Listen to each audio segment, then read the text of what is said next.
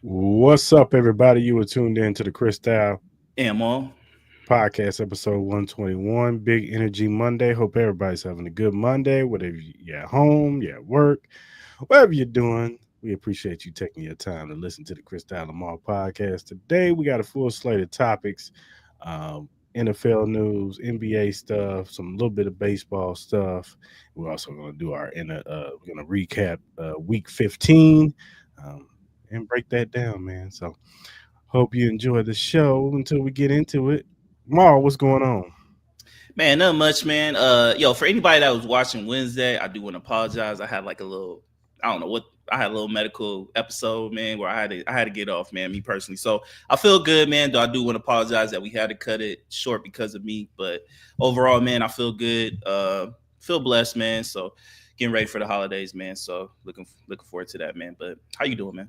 I'm great, man. Can't complain. It's my off day. Yesterday was kind of busy, you know what I'm saying? But made it through it, you know what I'm Yep. saying? So now we here, you know. All right, man. Let's get into some of these topics, man. Start off with the NFL. We got a lot of news coming down the pipeline, man. Some injuries and some other things. But let's start off with Brock Purdy, man. Brock Purdy is demanding $60 million. Mm. Now I ask you, Mr. Maul, do you think that Brock Purdy is worth $60 million? Do I think no. I don't think he's worth $60 million, but I think the 49ers are in a tough situation right now. You know what I mean? They're gonna have to answer the question whether it's gonna be worth it to pay Brock Purdy. Like we have seen episodes where Brock Purdy hasn't had the talent around him and the offense didn't look as smooth as it did. I don't know if we're starting to see also a little regression from Brock Purdy. Like he at the beginning of the year he did look really good, but as the injuries that started to pile up with the 49ers, um, I don't know. I don't know. It's just kind of like one of those weird things that you look at. It just I don't know. Just something doesn't click. Like you know what I mean. Like you still had Anthony Mason who was still had a prominent role. Now he got hurt. Christian McCaffrey came back. Then he got hurt and he's out for the rest of the year. We had Isaac Garendo. He looked really good. Obviously, the last game, that 49ers Rams game, which I know we're going to talk about a little bit, was a bad game. But he's a promising young talent as well. He didn't have the best game, but you kind of see the talent around him. I don't know. It's just like if Brock Purdy doesn't have a running game behind him, he just looks like just like one of those kind of like mid-tier quarterbacks, man. Reality of it, he doesn't have that defense to help keep games close. It just you start seeing 49ers just start getting dropped. Like we saw it with the Packers where they were down by 20 plus points. You know what I mean? Like that Rams game, like I get it was 12-6, but in reality, like the Rams were just the overall just better team. You know what I mean? Mhm.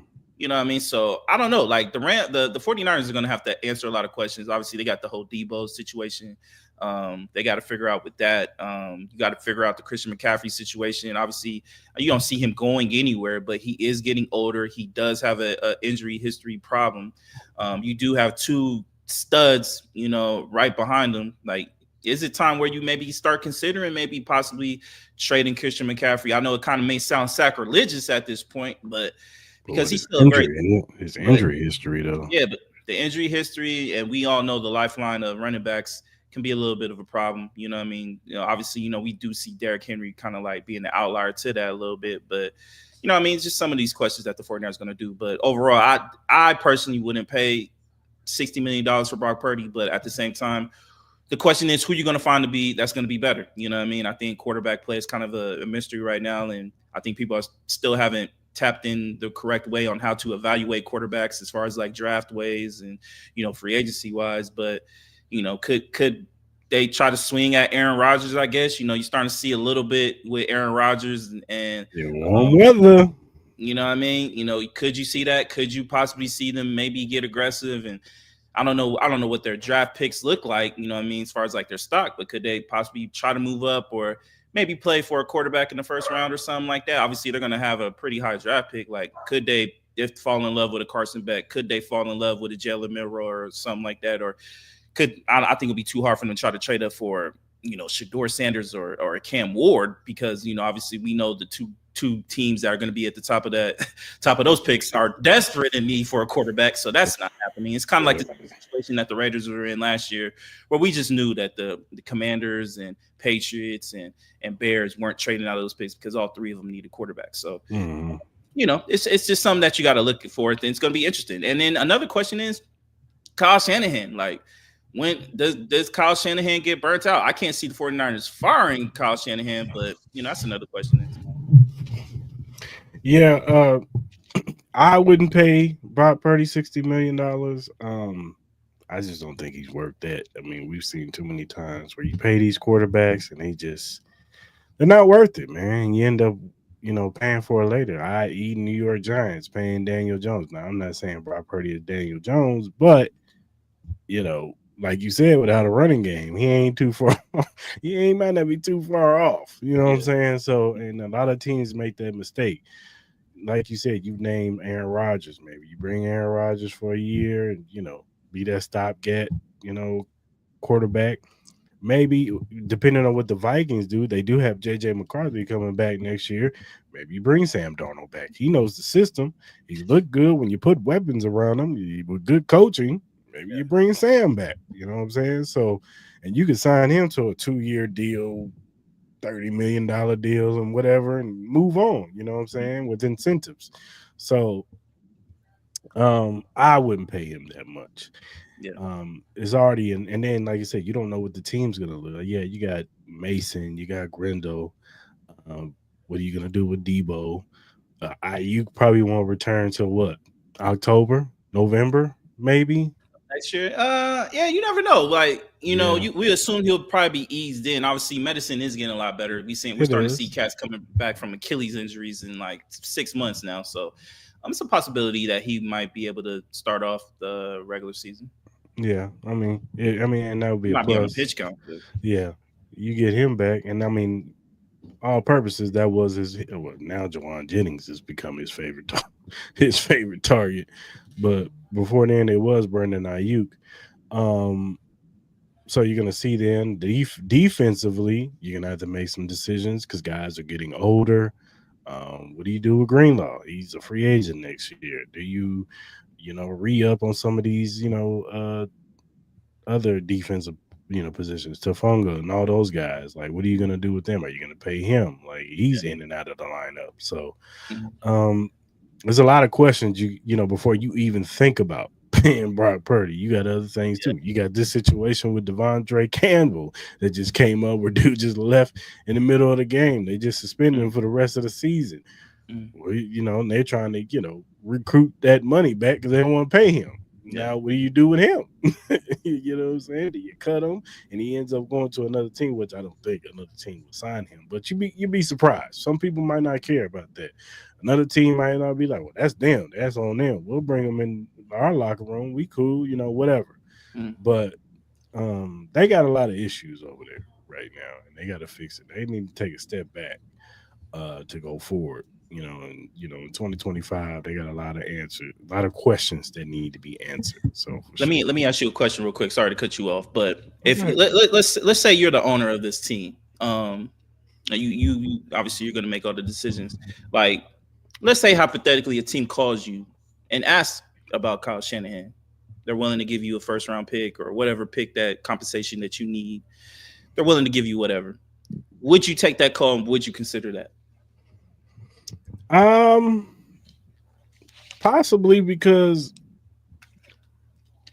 I can say this, regardless of all the issues with San Francisco, I know I can entice a Ben Johnson to come here. Could you? With Brock Purdy as your starting quarterback? You think he wants that job? Like, if you're Ben Johnson, would you rather have Brock Purdy, it's the 49ers, or would you rather have Cam Ward, Shedeur Sanders, possibly maybe a Trevor Lawrence, possibly maybe? Of course you're going to pick those younger quarterbacks, but I'm just saying, I'm saying a Ben Johnson type. If I can't get Ben Johnson, I can get Aaron Glenn. That's true. I can get Brian Flores over here. That's true. Maybe a Flores maybe a Vrabel, you know what I'm saying? You know what I'm saying? I can give I can entice some of the top, not the top coaches that you hear, candidates that you hear out there all of them ain't gonna say no. Is what I'm saying. Like maybe Ben will say no, but Brable might not. Do you still consider the 49ers like a highly attractable job with the situation that they're currently in? I do. I do. I just think they need to work through some things. They just need to revamp. They need to remodel. Would you say remodel the foundation? Like trade Debo, get him up out of there because that relationship. I just think that's over. You know what I'm saying? Maybe you restructure Kittle's uh, deal. Maybe you keep him around because he looks like he wants to be a 49er for life. And Kittle, he's one of those guys. He's gonna do for whatever's best for the team. So I keep Kittle around, and he's like, he's the only one that's still productive right now. So I keep him around. I know he has an injury history, so but I still keep him around. Um, it's more so defensively what you do. You know what I'm saying? Do you bring Greenlaw back? Because now that you're getting rid of Devontae Campbell, who was the fill-in for Greenlaw before they activated him, um, maybe you bring him back on a 1 year deal because he's coming off that ACL tear, and he should be better next year.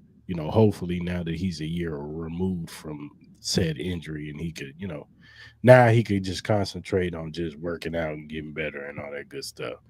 Um, what do you do with Trent Williams?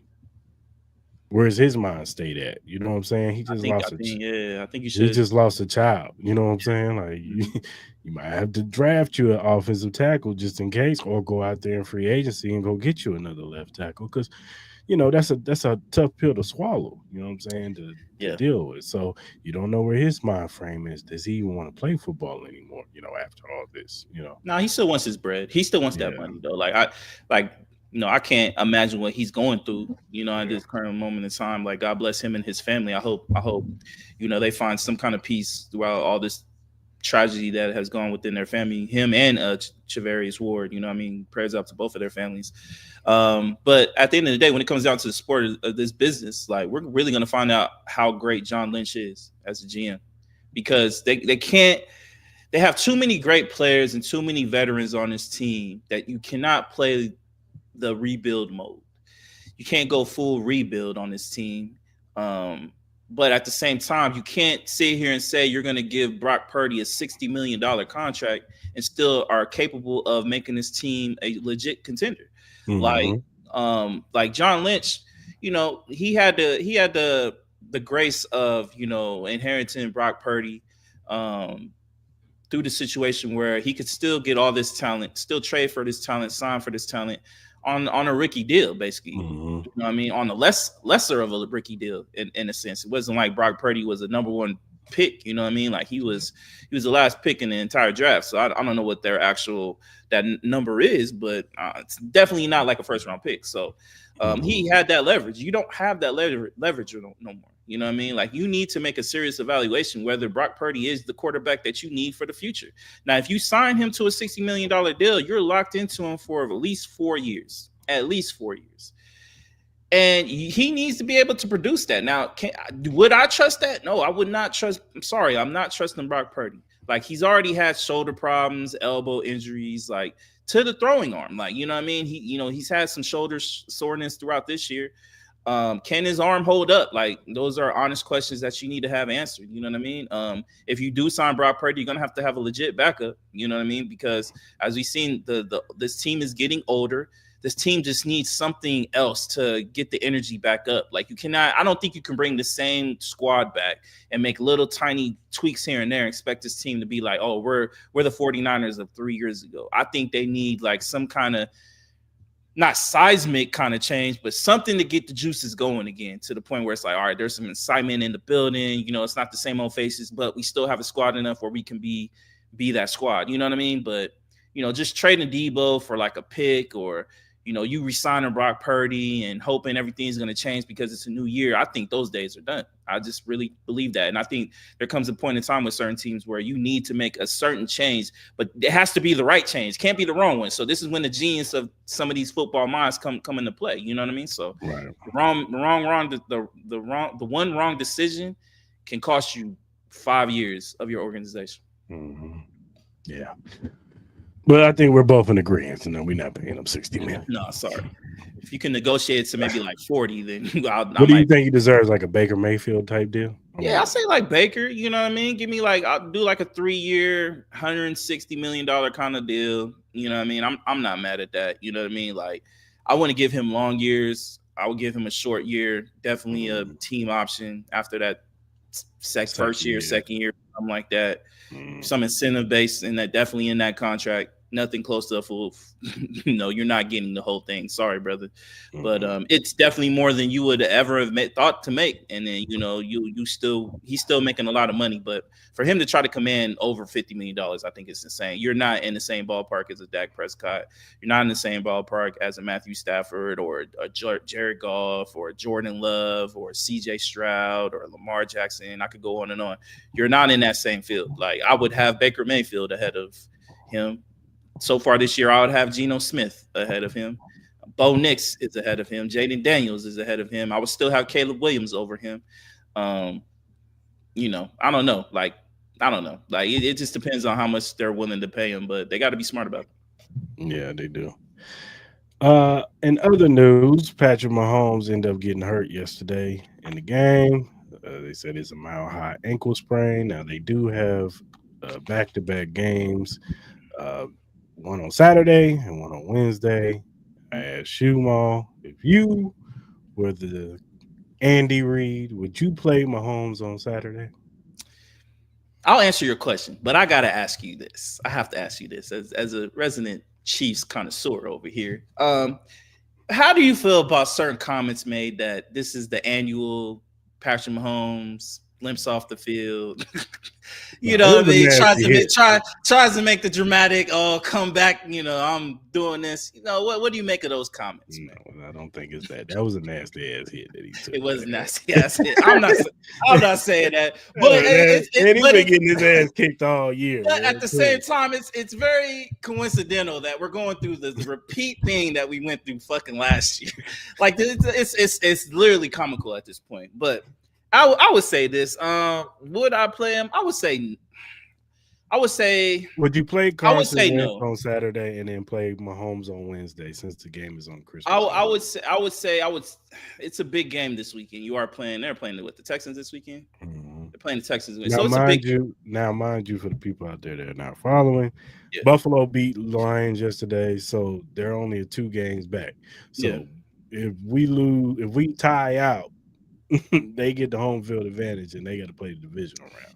Yeah, I would still say this. I would still say I would hold him back. I think his health is way more important than the number one seed for me. Like I think at the end of the day, I think the confidence of the Chiefs team, like they feel like they could play anywhere. Like they proved that last year. Depending on no matter what other fan bases feel, including me, they proved it last year that they can go into other stadiums and win. I don't think they fear Bills Mafia in Buffalo. They didn't acquire them up so many times, and at the end of the day, Buffalo still has to prove that they can win it in the playoffs. So Mhm. I think the more smart play is just let Patrick Mahomes rest. Even if he can play, I still wouldn't risk it. Like you're playing so many games in such a short amount of time. I wouldn't risk it. I would say sit him out. Get him ready for a primetime Christmas Day game. If he's ready to go, play him. Even if he's still not ready to go, don't play him. Like you're the Super Bowl and y'all trying to three-peat is way more important than some meaningless. I wouldn't say meaningless, but these primetime games, they still have value to it. But at the end of the day, I think you guys are so comfortable. It's not like y'all gonna lose. Y'all already clinched the division. I think the lowest I feel like y'all can go is the 2 seed. I think at this Yeah, point, but yeah. you know what I mean. Like and the Bills, I still feel like the Bills got a little bit of tough games left. I'm not really sure at their No, they schedule, got but New England twice and the Jets. That's what all they right. got. Well, yeah. Well, then I think it's strong. But I wouldn't be surprised they slipped up on one of these. Maybe. Buffalo is good for that. Yeah, maybe. You know what I'm saying? Like, they are coming on the highest of highs. And usually when we see teams like that, they hit a little bit of a wall. So I think right now the Buffalo Bills have been playing some of the best football in the league next to the Philadelphia Eagles. Yeah, I think Josh Allen's kind of sealed the MVP oh, race, even though yeah. That thing over. some people still holding on to Lamar Jackson, but Nah, I think with Lamar Jackson winning those two, I think Josh Allen deserves it. He's played amazing no. football, man. Like so, um, Lamar Jackson would have to play out of his mind this weekend against the Steelers. And Yeah, even Josh Allen still, would have to fall flat on mm, his face. Like he's throwing yeah, like 3, 4 picks a game. like They're Christian getting Gonzalez got 2 interceptions Yeah, and you know two what I mean? sacks. Like the Bills are Drake getting May blown is just out. The balling. offense just isn't clicking no more. They're like it got to be a situation like that for Lamar.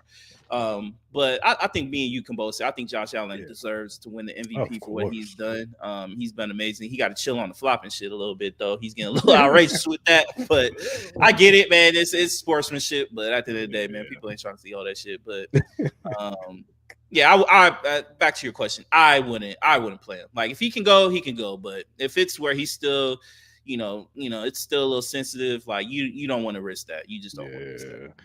No, I'm not mad at it. You look, man. If he's not ready, then go ahead and put Carson out there. I mean, you can. I'm confident Andy Reid can manage with Carson Wentz. Just you got to worry about Carson. I know he has a turnover problem in the past, but if anybody who can shore that up, and he'll probably run the football a lot more with Carson Wentz. Because But for that's what I was whatever gonna say. Sorry to for cut you off, whatever reason, he this don't can, run the but this football can with Mahomes. honestly, but this low key can honestly help like get the running game going because like I really believe the Chiefs need the running game for them to win the Super Bowl this year. They really need that.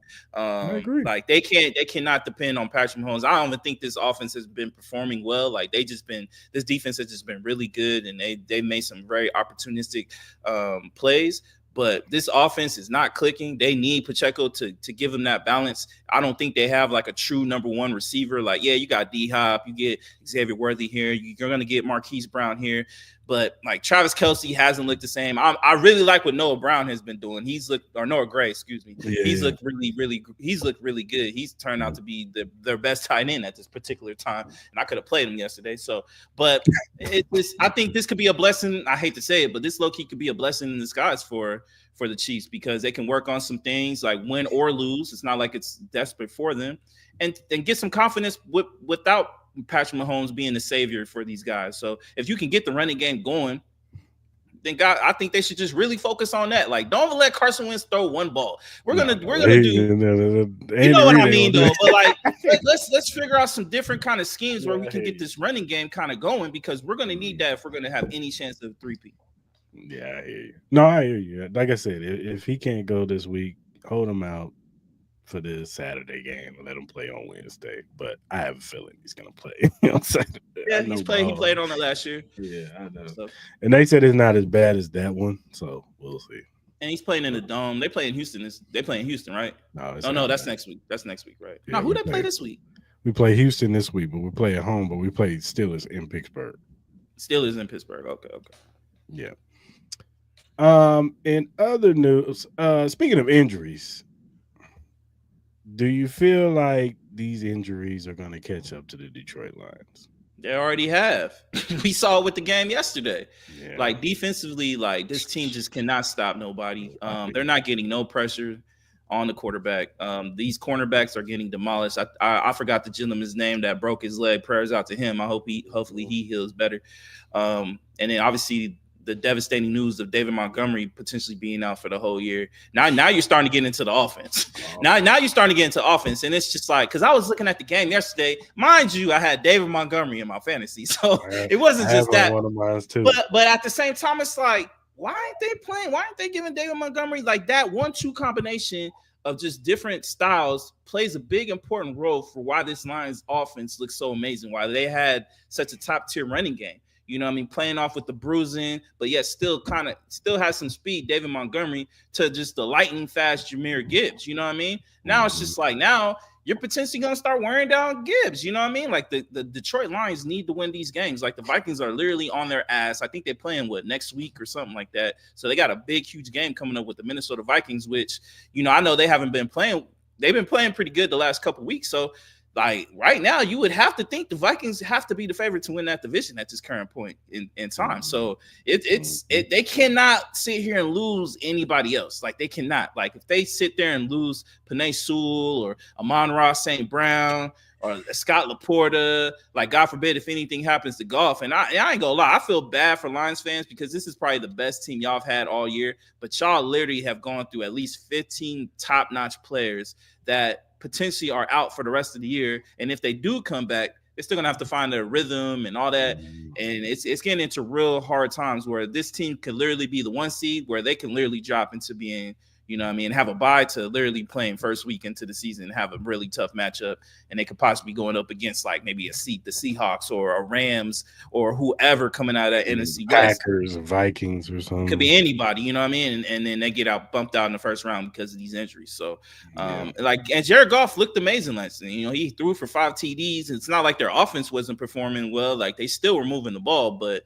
this just defense couldn't just stop. cannot stop nobody. Like this offense has to be so perfect, and now to lose one of your key weapons, it's it's getting to the point of no return. Yeah, I agree, man. It's just like one of those things. Like maybe next year is the year. Like, This was their year, what? though. This was their year, What? man. This was their Like, year, bro. it just I look don't like I don't know if that. you can get the same kind of like this was a very dominant team, bro. If this team stayed healthy, I don't see anybody beating this team. I really didn't. I You know what I just, mean? The Eagles might have been the closest thing just the way they've been playing, but even that, I think the Detroit Lions would have just been too good.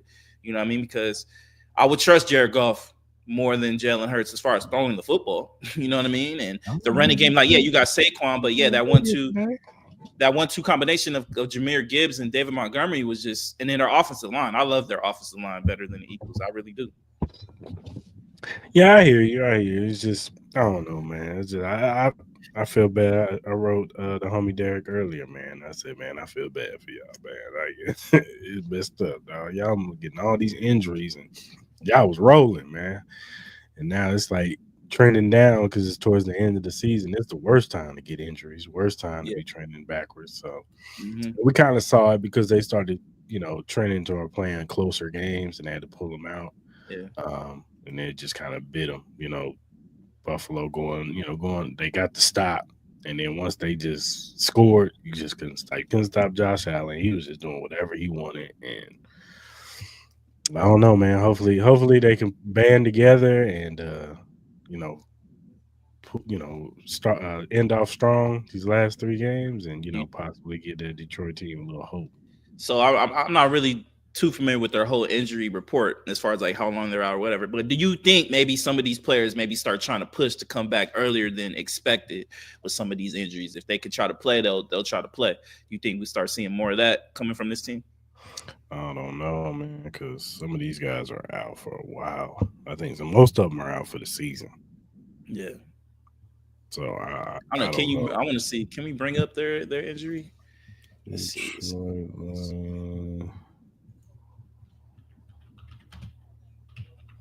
Detroit, Detroit Lions injury.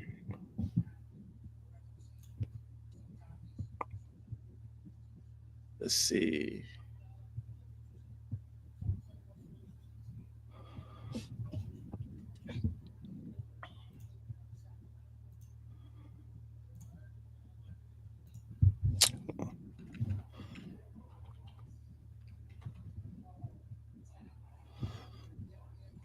Injury. Oh, 22 players. Here we go.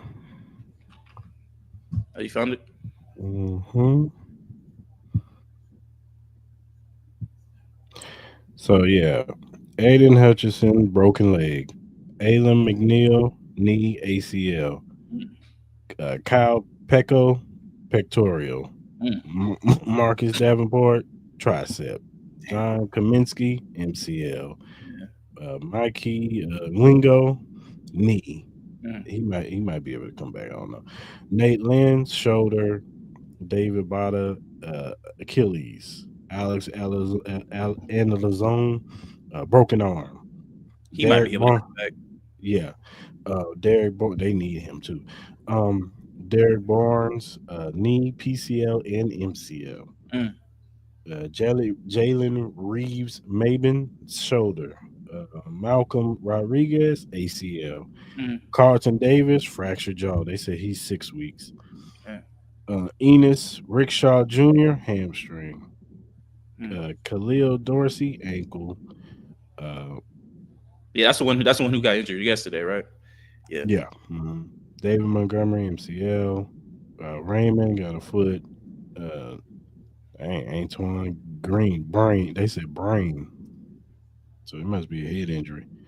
Connor Galvin, knee. Montu, shoulder. Michael Bagley, hamstring. So Mm. Maybe they can get a couple of them hamstrings and shoulder guys Yeah. back. They're depending on some of those guys' knee injuries. Like maybe those guys might be able to come back broken jaw. Mhm. I think maybe as alone he might be able to come back. He might try to push through that broken arm, depending on how bad the fracture was. But Yeah. I don't know, man. Prayers out to all those guys who are injured, Yeah, for man. Hopefully sure. they got speedy recoveries and stuff like that, man. But it's not looking good for the Detroit Lions right now. No, it's not. That's a lot. But last but not least, the Baltimore Ravens have mutually agreed with Deontay Johnson for him not to report for activities for practice. How do you feel about this situation? I think there's something that should have just been done. I think at this particular time, I think they should just let Deontay Johnson just go. And if he can have an opportunity to sign on a team, practice squad or something like that, then let him go. Because if you're not going to use him, he's just pretty much a waste of talent. Obviously, there are certain circumstances where he needs to be a little bit more professional in some of his actions. Like I'm not saying he has to be absolved from anything. He needs to own up to his mistakes as well. But Mhm. again, I said this before on past pods. Like the Ravens, for some reason, just did not want to. And I'm not there, so I don't know what's going on in the practices or whatever, and the effort that he's putting in. If he's putting in time in the playbook and in the room to actually have the opportunity to play. But you didn't draft this talent not to play him. So there's got to be more behind the scenes to it. But at this point, just let him go. Release him, do whatever you got to do. And if another team wants to, give him a chance, especially with some of these teams with these injuries, you got. I'm not saying he'll ever go back to the Steelers, but you got a George Pickens situation where, he's out. We don't know when he's going to come back. You know what I mean? God forbid if something else happens to, a Lions player, maybe they can fit him in, the Chargers have been having some injuries with Lad McConkey and all that. Maybe they want to, see what he has. Like Deontay Johnson is a talent. We all know that, but he needs to get his head together. But maybe it just wasn't the right opportunity with the Ravens. Yeah, it's obviously something behind the scenes. Maybe he was promised something when he got Mhm. there and they didn't fulfill that. Maybe he was promised, we're going to get you in the game and get you this many touches. And now you just sitting on the bench and not doing anything. So, um, and it's really interesting since, they played the Giants yesterday. Like, he couldn't get in on that That's game. yeah, that's insane. But I feel like the Ravens do that sometimes. Like I said, we started at the beginning of the year where Harbaugh was talking about like, oh, uh um we didn't bring Derrick Henry in here to give him the ball 20 plus times. You know what they need to do? Give Derrick Henry the ball 20 plus times. So Right. like look, I'm not gonna say the Ravens don't have some issues in their own because we've seen where it's just like you have all this talent, but you don't use it. You had this problem where Lamar Jackson needed talent, you didn't give it to him. Now you got talent, you don't want to use it. Like, make up your mind. You know what I mean? Like it's crazy. So, like I said, Personally, I've always thought that the Deontay Johnson move was a reactionary move. They saw Buffalo go good Coop. They saw the Chiefs go get D Hop. So it was almost like, oh, we got to go get somebody because they're making moves. You know what I'm saying? So I always thought it was reactionary, not just really thinking about the fit. Does he fit our locker room? Does he yeah, fit our scheme? Like all that stuff. You got to take that stuff into account, man. Is he can he come into this locker room and add to it, or is he going to be a problem? And we all know that wherever Deontay Johnson has been, he's not been the cleanest of guys. Like, what I'm saying, not to not knock his character, but with the Steelers, he had issues. You know what I'm saying? That's why they got rid of him. yeah, no, that's true. Like I did it. Carolina, and I get it, Carolina is toxic, but he had issues over there too. That's true. I think he needs a like, and we all know the Ravens aren't like a pass first team. Like we do Mhm. see occasionally where Lamar Jackson, like yesterday, throws for 5 TDs, but in reality, they're a running team first. Yeah. So yeah, maybe the Ravens, did a reactionary move with everything that was going on with the Chiefs and the Bills, and then they didn't really look into like, does he fit? Like he really doesn't fit. He needs to be with a quarterback that will throw him the ball. That's a pass heavy type of offense. But he would honestly fit well with the like. It's kind of crazy though. Like he would fit perfectly with the Steelers right now. You know what I mean? He really would. He They really need would. no, they need him. Like No, yesterday, Yesterday showed that they need him It's outside kind of of just George crazy. Pickens. Like Yeah, after all the wheels have turned, and he really should just be back with the Steelers at this fucking yeah, point. You know what I mean? Because I think with Mike Tomlin, we all know that he's perfect for guys like this. We all know George Pickens is a hell of a talent, but we all know he has cases where he doesn't get along with the program at times. But he respects Mike Tomlin. Like we saw, I don't know if you saw the clip where George Pickens was kind of tripping coming off the field, mhm, and Mike Tomlin was kind of talking to him, like building him up, and he's like talking to him like a father figure, and he's like, "Yes, sir." And you just that right there just shows the how much he appreciates him and how much he can trust him. You know what I mean? And I think Deontay Johnson needs a head coach like that, and that's just like another reason of why Mike Tomlin is just such a great coach. You know what I mean? He just knows what clicks, and he's such a father figure to a lot of these players, man. So if he can find his way back to the Steelers, I don't know if he needs to apologize, write a letter, like, brother, I'm sorry for what I've done. Like, see, find your way back, because here's the that is thing. that is honestly the perfect destination for Deontay Johnson at this point. But here's the thing. The Ravens want to let him go back to the Steelers. That might be a reason why they don't, because maybe they know something where there's like the Steelers might be more welcome. They might welcome him back. You know what I mean? And Mhm. he knows the system. You actually have a quarterback that can throw you the ball. And if they can get that George Pickens, Deontay Johnson thing going, Russell Wilson has been throwing the ball. Obviously, it didn't look good yesterday. Obviously, with the likes of George Pickens not being there, but Yeah, it just adds another layer of explosion. We all said it. The Pittsburgh Steelers need another receiver next to they George do. Pickens. And They Deontay do. Johnson, they had that, and they let it go. So if they can find a way, find a way. They saw George Pickens and Deontay Johnson together. They was like, we gotta break this shit Nah, up. yo, facts. You know what I mean? Like, if he were to let, like, I don't like, I said, I think there would be teams that would consider Oh, of picking him up. You know what I course, mean? of I think the course. Chargers would consider it. I think, If you're the um, Chargers, you go get them. yeah, I think the Yeah, Chargers would consider it. I think the Commanders would consider it. What I mean, they're still vying. They still have a small chance of winning that division.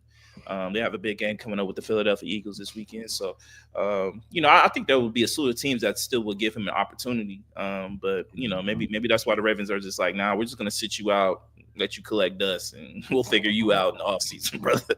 But we ain't give you the op. We ain't ruin this for us, brother. Nah, Yeah, for real. you're gonna come back with a vengeance, and you're gonna come back giving us 150 and 2 tuds. It's like, nah. Yeah, for sure. All right, man. Let's go to the NBA, dog. Yeah. So, the NBA Cup Finals Mm-hmm. are Tomorrow. let's say today, Tomorrow night. tomorrow at 5:30. We got the Milwaukee Bucks and the OKC Thunder in the finals. Yeah. Nobody thought that the Milwaukee Bucks would be in this spot. That's your squad. That's your Except for squad. the That's your guy team. over here. He's dogging on the Bucks all for the season. Yeah, that's right. That's Now right. they're here in the finals. Yeah, that's right. How you feeling, sir? And how was the game the other day? Yeah, so I went to the OKC Houston Rockets game, and I'll tell you that was probably the first 3 quarters were some of the worst basketball I've ever seen in my motherfucking life. I'll say this was my first time seeing Alperen Sengun. I came out not a fan. Like, my man ain't got no game at all. Like, but I know he's better than that. I'm just gonna chalk it up as just a bad game. But I didn't turn out to be a big fan of his watching him live. But my God, Shea Gilgeous, you might be the best player I've seen in person, bro. Dead ass, just how smooth your game is. I've seen the likes of Kobe. I've seen MJ. But and Kobe's, I'm the number one Kobe fan. But as far as game and how smooth it is, bro, Shea might be the best I've seen in person. In all my life of going to basketball games, like, Shea was just that amazing, in control. Like, he was getting to his spots, like, he was moving at his own pace. Like, it looked like he was in the league with his own, and it was kind of crazy. So, but as far as the Bucks, man, I watched the game with the Hawks. It was a really good game. You know what I mean? Giannis had a really good game. Dame kind of started off slow, but the rest of the guys ended up picking it up. They were able to close it out. Brook Lopez, he finally broke out of his, like, kind of slump of scoring less than 10 points a game. He was able to get some numbers up, and that's kind of what they need. The Bucks are playing some of their best ball going into this tournament, and it kind of showed. Kind of feeding off a hot Hawks team that I'm really impressed with, even after the loss. Trae Young and all those guys, Jalen Johnson, Dyson Daniels, all those guys, man, Ricochet. That's gonna be a young squad that you're gonna have to keep your eye on for the rest of the year. But as far as this game, man, I think it's gonna be a good game tomorrow. With the size of Giannis, obviously OKC doesn't have Chet, so I think that could be a play in their favor. I wouldn't be surprised if Giannis got 30 and 20 type of game tomorrow. I just think that the OKC Thunder are just a better squad all around. And I think they'll win. I think this is going to be a defensive battle. But I do have OKC winning. I think it'll be a good game. I could see this being within 5 going into the last couple minutes. I'm gonna take the Thunder to win it all. Even though I have the Thunder winning the whole thing, the real NBA championship, I'm going with Dame time, baby. That's your guy. That's your guy, man. That's your and guy. Giannis, man. I'm going with the Bucks, man. They're gonna surprise everybody tonight. So, I feel you. So, let me have a little bit more of a conversation. So, what are your overall thoughts with we've been through it 2 years. What's your overall thoughts with the NBA Cup? Do you like it? Do you think it should stay? And then on top of that, obviously we've been getting a lot of news with viewership going down with the NBA and stuff like that. What are your thoughts on that? I don't have no problem with the Cup. I just think that I don't know. Maybe there should be some type of better incentive for it. Mm-hmm. Like a purpose for it, like a purpose. Yeah. Like, maybe it has some implications with the seeding. I don't know. You know what I'm saying? Maybe something like that. I know they got to play the rest of the season. There's no guarantee that all these teams are going to make it to the actual playoffs. So, yeah. I don't know, draft implications or something. Like, it's got to be something to where it's got to just have a little bit more incentive to where these guys, obviously they're playing, but, really playing. You know what I'm saying? So where people, the viewership makes people care. Maybe the incentive can make the fan base, spark a little bit more. Ooh, you know what I'm saying? We win this cup, we get this. You know what I'm saying? Like, I'm tuned in because everybody just looks at this in-season tournament like it's just something to do. yeah, I feel you. Like it's just like, like it's cool. We get out to get a free trip to Vegas. Yeah, we get a free trip to Vegas. Get a little trophy and stuff. You know what I'm saying? Give them a little. I think they get a little bit more money, right? Don't they get somebody like cash or whatever? Yeah, I think they get like each extra, like $500,000 each for each player, something like that. Yeah, something like that. So I mean, but I was just saying, I just think they was just like, man, these dudes bored. These first 3 months, let's give them something. Like I'll say this, like I do like the NBA Cup. I do like the courts and the way they look, the jerseys, and then obviously it brings out. We get really good basketball, especially the games before Vegas. The only thing I could say about this, I agree with you. I think they need to up the incentives. Maybe they'll do something like if you're not in the, like, let's say you win the championship, depending on your seed. Let's say you're not in the top 10. Let's say like if you get at least the 10th spot. Like, let's say you're having a bad year or whatever, you get at least the 10th spot where you can get in the play-in. You have the opportunity to make it into the playoffs. Like instead of doing like the top 10, give that 10th spot to the winner of the play-in team, especially if their record doesn't allow them to get it. Now, if they have a record that's better than the 10th spot, then I say give them, we'll have to figure something out where they at least get the 6th seed. They get out of the play-in type of situation or whatever. But at this point, or at least give them home court advantage, no matter what seed they're in, something like that. But they're going to have to do the census where it has some kind of implications on the season. I would also like to see them push it back a little bit further. Like we kind of see it with soccer. Like they'll have like their tournament, but they'll give them a month. Like you give fans an actual opportunity of certain of these teams to actually plan it out. Like it's kind of tough. Like they play it in a week. You don't know if your team's going to make it or not. Then you're going to ask entire fan bases to try to travel to Las Vegas on a short time span, try to book a trip, especially in one of our busiest weeks in December where you got the rodeo going on, you got conventions. So hotels are already filled to capacity as it is. We saw it. Can I make a suggestion? What? Maybe for the whole month of February, after the Super Bowl is over, instead of the All-Star game, they do the tournament. Yeah, but a lot of people view that as like their break. Like who would do the tournament or like do the quarterfinals and all that stuff? Yeah, honestly, yeah, that's really a good idea. Like just instead of yeah, I actually like that a lot. I actually like that's a really great idea.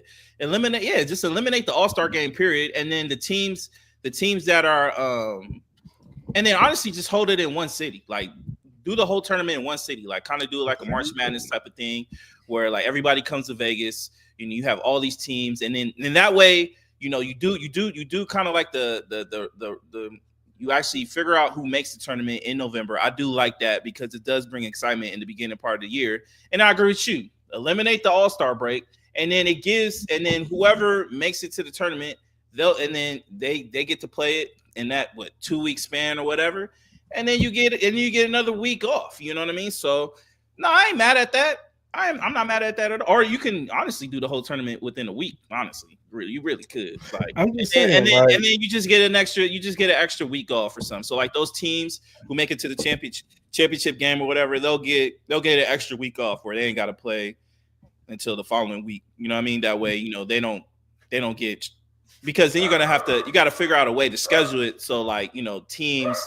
Like certain teams might get 3 weeks off, you know what I mean? But then you have another team that only gets like maybe a week, you know what I mean? So they're gonna have to figure that out. But at the end of the day, I actually like that idea a lot because it actually gives fan bases the actual opportunity to, plan it out, get to the game. Your team's gonna make it to the tournament. You space it out for the week or whatever because it's only like.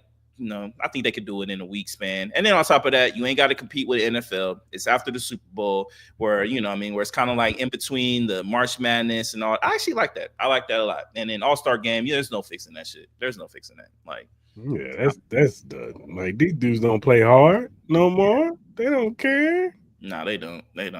But yeah, just I like that. I actually like that idea. That's a conversation we need to have. What? The spirit of competition within sports nowadays. Yeah, I think that has a lot to do with. We can have that conversation, but I feel like if you look at the NBA, I think that has to do with the league in itself. Like, we see it in instances where we saw it in the NBA Cup game where Jalen Johnson had an amazing dunk, and then all Bogdanovich did was just scream in excitement for his teammate, and he got a technical. Like shit like that needs to get out. Like NFL, NBA refs in particular need to stay out the game. Like I get it, you want to do like a flag on a hold or whatever, that's cool. But as far as like excitement, I think that's one of the things NBA needs to allow back. Like you can't sit here and tell me the basketball in the 90s was way better than the basketball today. It was not. Like the players of today are way better. I just think that the way they called it back in the day just was more like it was just more pleasing to the eyes in a sense because they allowed them to have competition. They allowed them to talk shit. They allowed them to bark back. We're not asking the people to see people punch each other, but let's call a spade a spade. Like, the NHL allows it. Like, you know what I mean? They allow them to fight. And they give the refs kick back and let them do whatever the fuck they want to do. And then the moment homie gets a little dizzy and shit, they'll stop it. Like, I'm not saying the NBA should allow that, but they need to allow competition. They need to allow the shit talking back. They need to allow all that. And then on top of that, they need to get out of this blackout shit. Like, for a fan base not to be able to watch their own product within their own city is insane. That's kind of like the Aces in the WNBA. Like they're doing the same mistakes that the NBA was kind of doing with this blackout shit. Like how many times have we tried to watch Aces games at work, but we can't watch it because it's blacked out? Like why wouldn't you allow the fan base that's supposed to support this team that lives in the city, not allow them to watch it because of a blackout rule? I think blackout rules they just do more harm than good to a lot of these leagues. And the NBA is notorious for that shit. They need to get out of that. I think NBC is going to help a lot because that's a basic channel that a lot of people can get that doesn't come with a sports package or anything like that. You know what I mean? You trying to watch it on the ESPN and TNT, you got to pay more for those premium channels. Like NBC should be fine. They got to find ways to, and then on top of that, they got to start advertising better games. Like get out of the LeBron James and always show Steph Curry and always show Giannis. You have a lot of great young talent that needs to be advertised. The Shai Gilgeous-Alexanders. We got the Jalen Johnsons and that young Hawks team that looks amazing. We got the Rockets team with Jalen Green and all those guys. great young teams. You got De'Aaron Fox. We see the Celtics all the time. You got LaMelo Ball, who's out there cooking. We got the Orlando Magic when Paulo Banchero back. That's going to be a squad. Like, you got Victor Wembanyama, and I get it. We don't have that. We got Ant Edwards. Like, we got a lot of great things. We got great American talent. We got great international talent. So this should obviously be one of the best times to actually start advertising it. You got to get away from the LeBron James shit. LeBron is 40 years old. He's not going to be here forever. Steph Curry is damn near 38 years old. He's not going to be here forever. Kevin Durant is going to be gone. You got to start advertising. That's always been the NBA's problem, because this is the same issue that they had with Michael Jordan, Kobe Bryant, Shaq in those days. And luckily they were blessed with LeBron James coming in the same time. Kobe was kind of like, like he was still in his prime, but we all knew that. And Michael Jordan was on his way out. So I don't know. Like, NBA got a lot to figure out. Yeah, for sure. For sure. But I do like your idea with that tournament. That was ingenious. I ain't gonna lie. For a man that doesn't talk a lot about basketball, yeah, probably the best idea I've heard. Just saying, man, I'm here to fix that, the NBA though, so I can watch it again. All right, let's do our Bet US Surefire picks, man. So,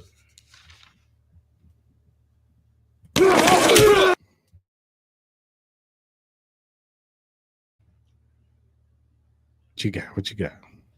all right, so for tonight, I got the Vikings and Bears. I got the over 43.5. I like that for some reason. I think there'll be a lot of points scored. Hopefully not to Keenan Allen. Leave him out of it. Give it to DJ Moore. Give it to Swift. Give it to Komet. Please give it to DJ Moore. I'm begging you. Whatever. I know you need it, because Lamar Jackson went off on you going into our league. That was insane. We ain't even talking about that league, yeah. But in the other league, goddamn Stan, he had Devontae Adams 62 points, man. Yeah, that was insane. CD gave him 28. That was I know. So yeah. Anybody but Keenan Allen. I appreciate you. So I took the over in that. I got the Cavs minus 10.5 over the Nets. We obviously saw Dennis Schroeder get traded to the Golden State Warriors over this weekend, so I think that will affect them. I think the Cavs should easily cover that. I got the Nuggets plus 1.5 over the Kings. I think the Nuggets have been playing better ball. Jamal Murray has looked a little bit better. Not saying he's back to his normal self, but I don't trust the Kings, and I do trust Jokic going off. So I'm going to take that. And then tomorrow I'm going to take the Thunder minus 5 over the Bucks. And then I also have the under 214.5 on that game as well. For sure. I'm gonna take the Vikings on the money line and the over. I think the Vikings are just a better team, and I just think they're gonna beat them. But that 7 kind of scares me. Even though there's been a lot of blowouts, it's just that kind of scares me. Them big numbers in the NFL, you never know how they're gonna go, bro. I feel you, but I kind of agree with the Vikings, because they see blood with the Lions, and they need this game to. They do, and they got a big game. So I think they see they have an opportunity to get the number 1 seed too. So yeah. That's true. That's true. Maybe they do come out and smoke them. Chicago ain't look good either, so but I need them to get all those to. Your boy Moore. Yeah, go to Moore. Score 5 times. I don't care. Just don't throw it to Keenan Allen. I beg you, please. Preferably, I need him to get like 62 points. Go for it, my guy. Go for it. I'm going to take. See, I don't think you're gonna win, so calm down. Oh, the plus 5.5. I kind of like that too. Yeah, plus 5.5. I didn't say it because we need this loss. Because if the Raiders win, we drop all the way down to 7th. There's so many bad teams. Like, we drop all the way to 7th. We need to lose this game. We got to lose this game. But I'm praying Desmond Ridder doesn't. But I can see y'all losing by 3. I can see y'all losing. I can see it being a close game. We end up, doing some bullshit. Kirk Cousins throw a couple picks. This might be. You think we see Michael Penix tonight? Oh, if he throws a couple picks, it's Penix time. It's Penix time. It's Penix time. They better put him in there. Raheem Morris, you're gonna get fired. Yeah, for real. But those are our Surefire US, Surefire Bet US picks. If you go to any of our social media platforms, you'll see the link for the Bet US website. Click on it. This is first time users only. You put in a deposit, minimum $100, up to $5,000. You put in the promo code JOIN125. You get a signing bonus of 125% towards your deposit, plus 10% gambler's insurance, because they got other things on the website. Mm-hmm. What does that mean? Your first three deposits is risk free, which means that if you bet, let's just say you bet $100 all three times, if you lose, you keep your money.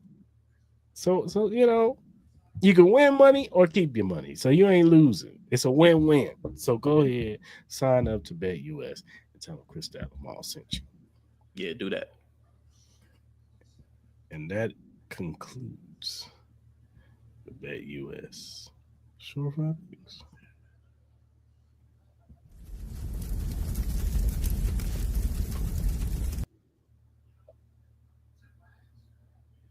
I got a question. And we've talked about this before, and you've alluded to this. But I wanted to have this conversation on the show. Will greed be the demise of the NFL? Hmm. Now, we all know that they've had a meeting to add an 18th game, and last year because they want to have an even number. You know what I'm saying? The 17 kind of throws them off, so they want the even number or whatever. And lately players have been complaining about how these positioning of these games. You got Black Friday games, you got teams that are playing on Wednesdays and you know Thursdays and Fridays and Saturdays, and the only day of the week they can't play is Tuesday because everybody has a day off. Yeah. um, the players and that there are certain teams that the Chiefs, the Ravens, and the Steelers got to play 3 games in 11 days. Like which is crazy in itself. Um, so do you think maybe in 3 years, 4 or 5 years from now, the numbers start dwindling down as far as the viewership because the product doesn't look as good because you got all these games close together. You got these teams with early bye weeks, week 5, week 6, and then they got to play the rest of the season, and they're all beat up by the end of the year, going into the playoffs beat up, or do you think they'll try to find ways to fix it so the product can be better? As far as like that early of a demise, I would say no. It'll take a while. I think the popularity of the sport is just too big. I think with the you have these leagues, especially with the gambling and the fantasy football, like NFL is just way too popular. And then obviously it just gives more of a excuse for these fans to like gamble and do all this type of stuff. But I think eventually it can. You know what I mean?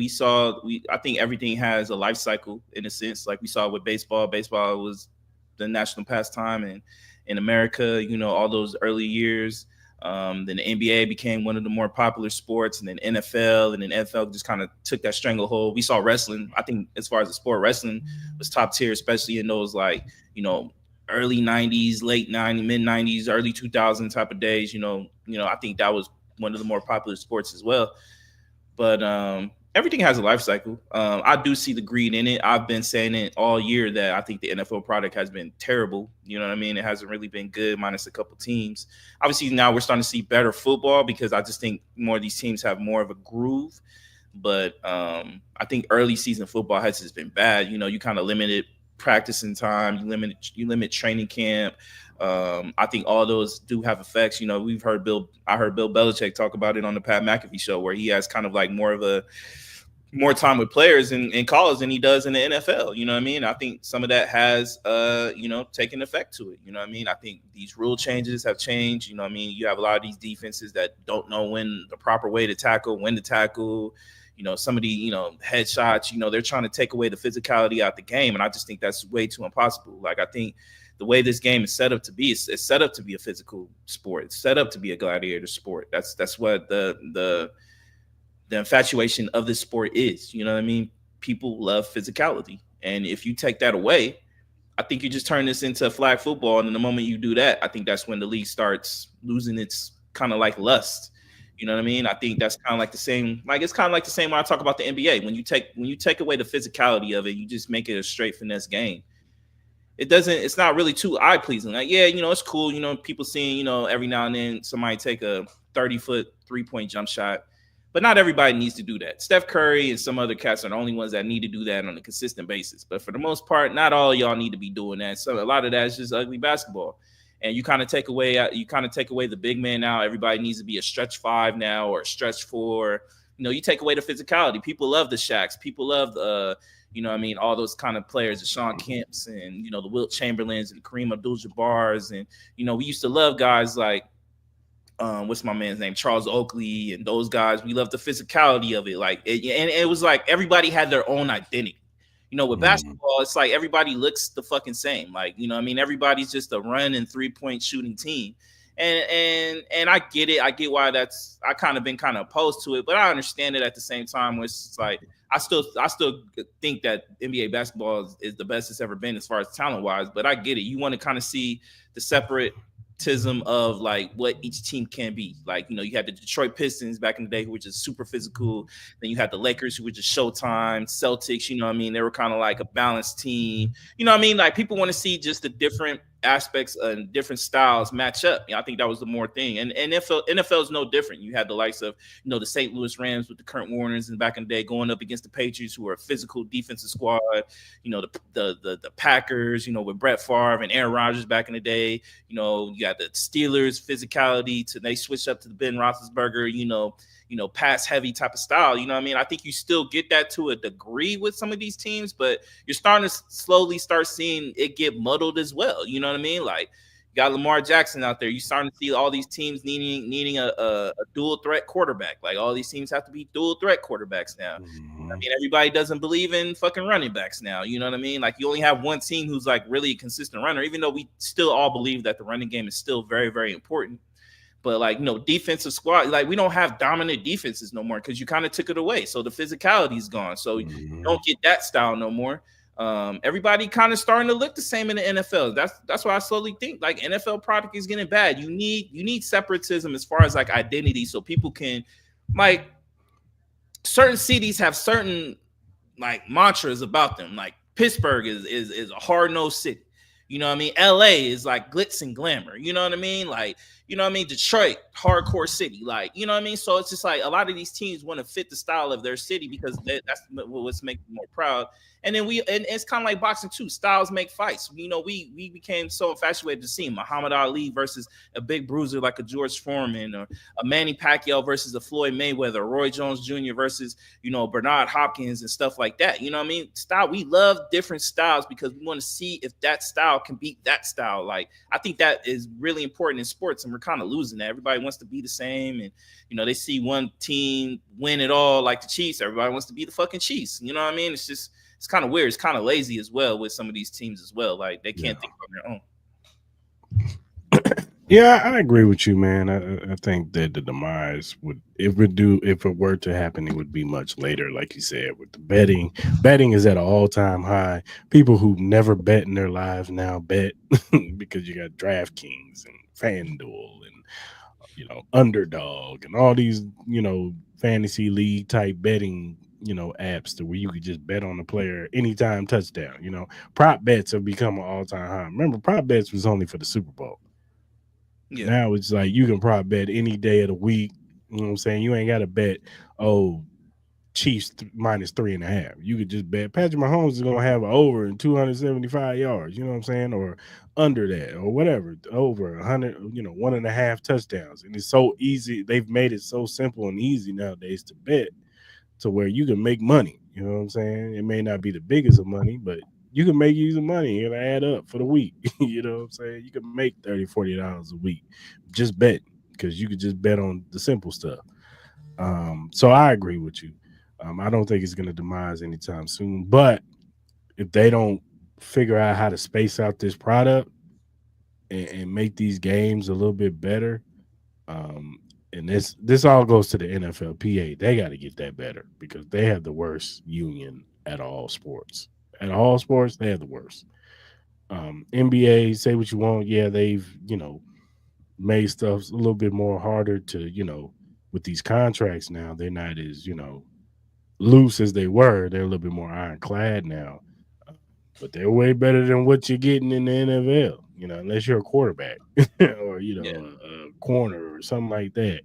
But if you're not a wide receiver, but if you're not that, then you ain't getting paid. You know what I'm saying? And you see baseball, these dudes is getting crazy loot. You know what I'm saying? Their baseball PA is great over there. They get their guys paid.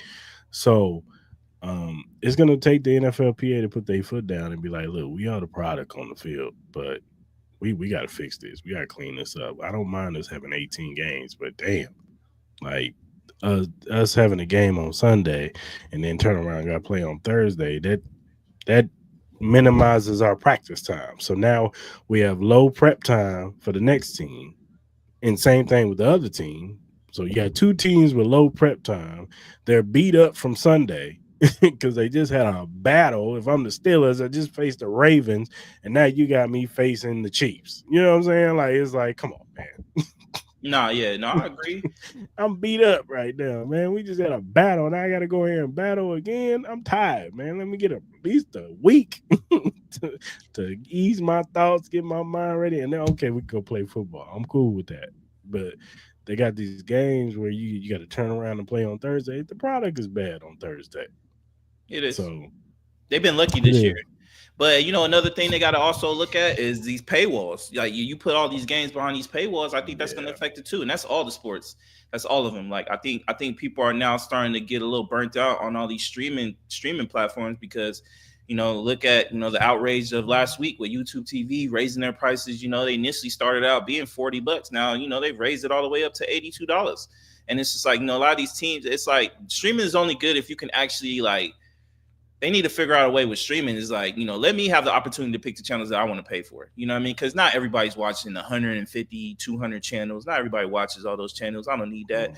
And then you putting all these games in the paywall. So it's just like, now I got to find this game on NFL ESPN Plus, or I got to find it on Netflix now. Then I got to find it on Amazon. Then I got to go Paramount Plus, and now this, and then Amazon. It's just like, it's too much. Like, I said, like yeah, they did that where it's like if I want NFL Red Zone and all these games, and then I still want to watch it on Amazon and Netflix, I'm paying almost $1,000 for all that. And it's just like, is it really worth it? Especially in times that we're heading where everything is getting more and more expensive here in America.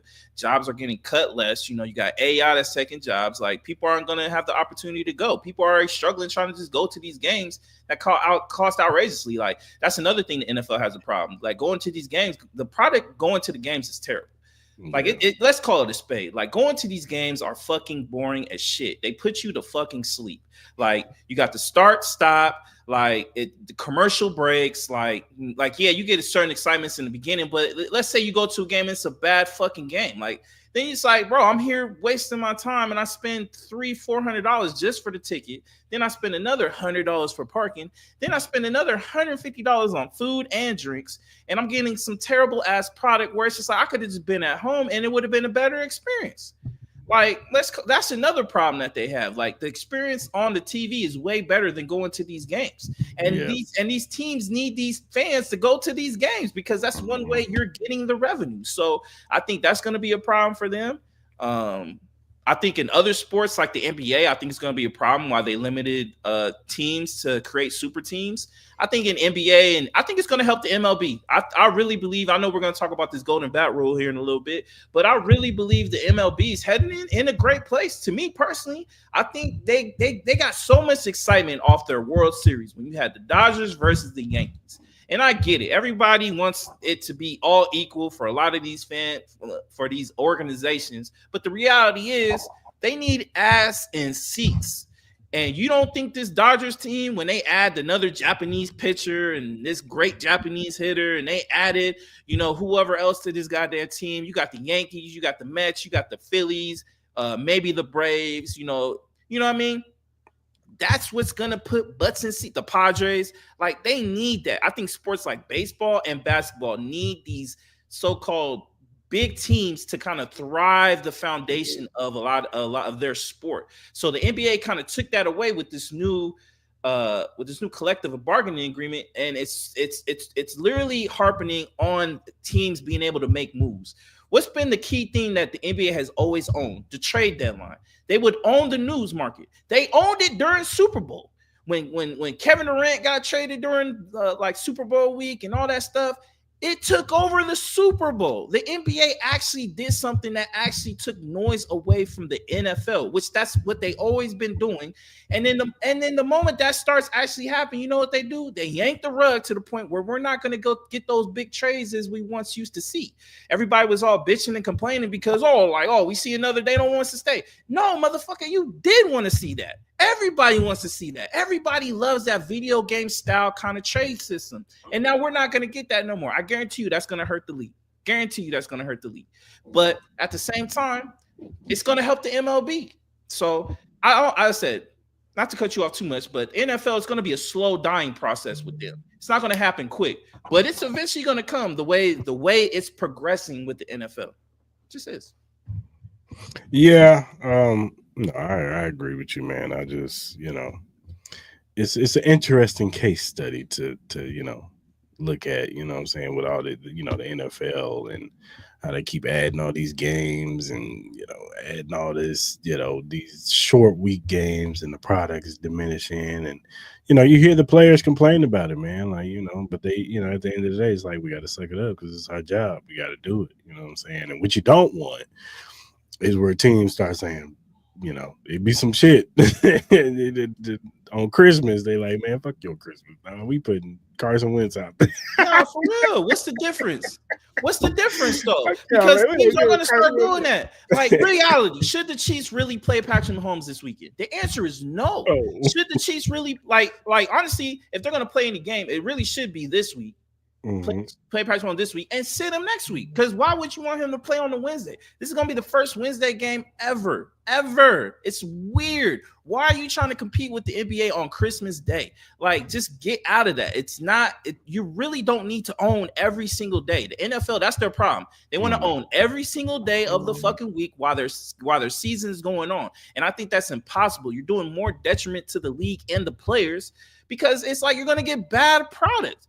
And it's like, you can't, it's kind of weird because they want to play the safe road. They talk about safety and protection and all that, but now you're asking teams to do a 3-4 day turnaround.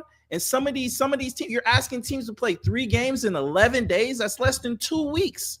That's almost less than a week and a half. And you're asking teams to play 3 games, but you're sitting here crying for safety. You're sitting here taking away paychecks for people who are making normal hits on players, where it's kind of hard to like actually, like if a player is like catching the ball and they slow it, and you're like, it's hard. So now you're taking paychecks away for that shit, but now you're asking me to play on 3 games in 11 days.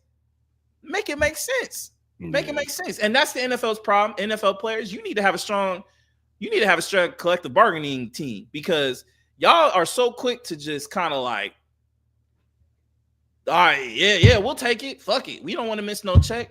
Like, that's the reason why I low-key think I would not be surprised if baseball start becoming a more popular sport than basketball and football in the next 15 years. I wouldn't be surprised. I would not be surprised. Let's switch it up to baseball, because I heard about this rule like a couple months ago, the golden bat rule, where basically a team can choose their best player, because they had the lineup, you had the rotation or whatever. Yeah. But in any instance of the game, you could have your best player. So if the Royals was playing, they could say, Bobby Witt Jr., I want you to go up there and bat. I want you to hit, because you're our best hitter. We need you right now. It's the bottom of the ninth. It's 4-3. We got bases loaded. I need you, baby. Yeah. Do you think it's a good rule? I love the rule. I love it. I don't know why. Baseball has a purist problem. Like, everybody's so holding on to records, and they're so holding on to the past. No, the past is old. That's why it's called the past. You need to start worrying about the present and the future to start gaining interest in this young fan base. Your past is dying. Sorry, the reality is all those old fans are no longer here, and the ones that still love the game from back in the day, they're holding on by a thread. Like, you have a lot of new young cats who are out here that honestly, like, they would love to learn it. Like, you would love to get a lot of these fans to start being more attracted to the sport. And I love the rule because I think it would just add another layer of excitement to the game. Like if you can literally ninth inning and you know Bobby Witt ain't supposed to show up for another 7 innings, but you hold out and this base is loaded, you could put your boy up. Why wouldn't any fan base want that? Like I get it. Certain people are like, "Oh, this sounds weird. It sounds whack. You know, it fucks up tradition." Nah, man, fuck that shit. Because when it comes for a game time clutch play in the NFL or NBA or hockey, you ask your best player to step up and make the play. You ask Patrick Mahomes to make the throw. You ask Kobe Bryant, Allen Iverson, LeBron James, Shea Gilgeous-Alexander to make the play at the end. Why wouldn't you want to do that in baseball? That just adds another layer of excitement. You want your best talent to actually be able to win the game on a walk-off. You start seeing more of that. I think it elevates it, and you start getting more superstars in the game. Bobby Witt Jr. deserves to be a superstar. You got Tatis Jr. He deserves to be a superstar. We all see all the Dodgers and all them and Shohei Ohtani. We see what the Phillies have. We see what the Braves have. We see what the Mets have with Juan Soto and Francisco Lindor. Like you have talent all across the board. And it honestly will garner more excitement in America because people in America love shit like that. They love the superstar. They want to be the superstar. Everybody has that dream. You start creating more dreams for young kids that want to be in that spot. Everybody always talks about, I want to be the kid I want to be the quarterback that throws the game-winning touchdown. I want to be the player that makes the game-winning clutch shot to win us the game. You don't hear about baseball. You kind of hear it, but you don't get that all the time. This will give you the opportunity to have that kind of feeling. I want to be the player that they call up so I hit the grand slam to win us the game or win us the World Series. I think it's a beautiful rule. You do it. I'm not mad at the rule. You know what I'm saying? Anything to try to get more excitement for, the MLB. I know they're trying things. They were successful with the pitch clock. You know what I'm saying? That makes the game go faster, where pitchers ain't sitting at the mound all damn day trying to figure out what pitch they want to throw. So that makes the clock go faster. And you're right, man. The thing about baseball in the 80s and even before our time, you know what I'm saying? It was about the superstars. I'm sure back in their time, Mickey Mantle was a god in baseball. Yeah. You know what I'm saying? Babe Ruth. You know what I'm saying? Even to now, we know who those guys are. All the way up to Pete Rose. Even though he got banned, we know who Pete Rose is. Rest in peace. Barry Bonds, Mark Barry McGwire, Bonds, Willie Mays, Aaron. You know what I'm saying? All these guys. Jose Canseco, all the we know who King Griffey Jr. We knew those guys, and you watched baseball especially in the 90s and the early 2000s when Mark McGwire and Sammy Sosa was hitting home runs, 100, and Barry Bonds they was hitting people 100 stopped runs. and watched Barry Bonds, Mark McGwire. They stopped and watched that shit. They stopped what they were doing. They watched it. Yeah, the ratings went up. They were going crazy. And, I'm saying, of course, the steroid situation happened and, they had to crack down on it, but, you're right. They, we haven't had a superstar probably since Alex Rodriguez and, Derek Jeter. Those are probably your last superstar guys in baseball where everybody, even if you didn't watch baseball, you know who Alex Rodriguez is and you know who Derek Jeter is. But now you have them though. Now you have them. Now you have the Shohei Otanis. You have the Juan Sotos. You have the potential to have. You have a Bobby Witt Jr. who is itching to be a superstar in this league. You have a Fernando Tatis who is Manny Machado, who are itching to be superstars in this league. There's a cat in Seattle. I forgot his name. He's itching to be a superstar on that team. There are players across this board. MLB needs to just be able to funnel that and create superstars. That is what's been missing with this league. Start advertising it. Allow motherfuckers to do goddamn steroids. Who gives a fuck? Allow them to be who they want to be. Get out of the old days of people not being able to talk shit on the mound. I want to see that. I want to see the baseball player hit the home run and stare down the fucking pitcher and not get hit because he did that. No, pitcher, don't throw a dumbass fucking pitch so I didn't throw the bomb. Throw a better pitch, my guy. Be a better pitcher. Get that shit out of baseball. People want to see people talk shit. You see it on the internet all the time. All everybody wants to do is talk shit and boast about it. Sports allow that to happen. Basketball is terrible at that. Baseball is terrible at that. The NFL is starting to be terrible at that. Like, They've been allow people to terrible. have personalities. That's what garners superstardom. People start being more relatable. Like, allow that to happen. People want to be such fucking robots. We see it all the time. Allow these people to be who they are. If they're assholes, let them be fucking assholes. Barry Bonds was an asshole. Let him be an asshole. But that was what made him unique about it. Sammy Sosa, he was a nice guy. You know, he bleached his skin at the end. I don't know what the fuck happened to him, but it was just who he is. Kobe Bryant, Michael Jordan, Shaquille O'Neal, like, they were all personalities. Allen Iverson was a personality.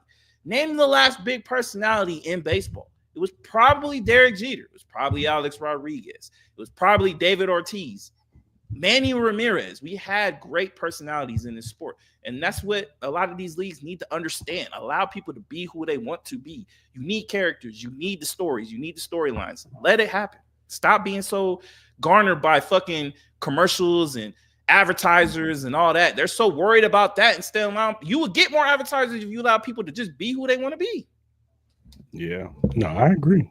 I agree, man. The sport is better when, like, it goes back to being competitive. The sports are better when it's competitive. The fan bases always are competitive. So you can't sit here and ask us sports fans to pay for competitiveness if you don't allow your players to be competitive. yeah, If you're allowing these umpires and refs to be the star of the show, no one wants to see that. Sorry. nah, nobody wants to see that at all. All right, man. Let's do our NFL Week 15 recap. Let's do it. Pull this up.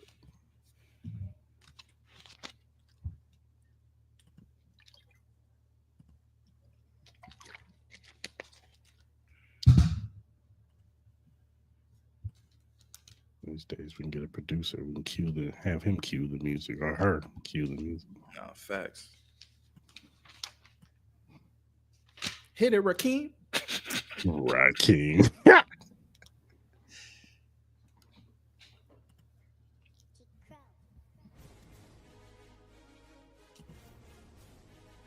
All right, man. Let's get into it. Thursday. Terrible. We had the Los Angeles San Francisco Niners. Man, was winning 12-6.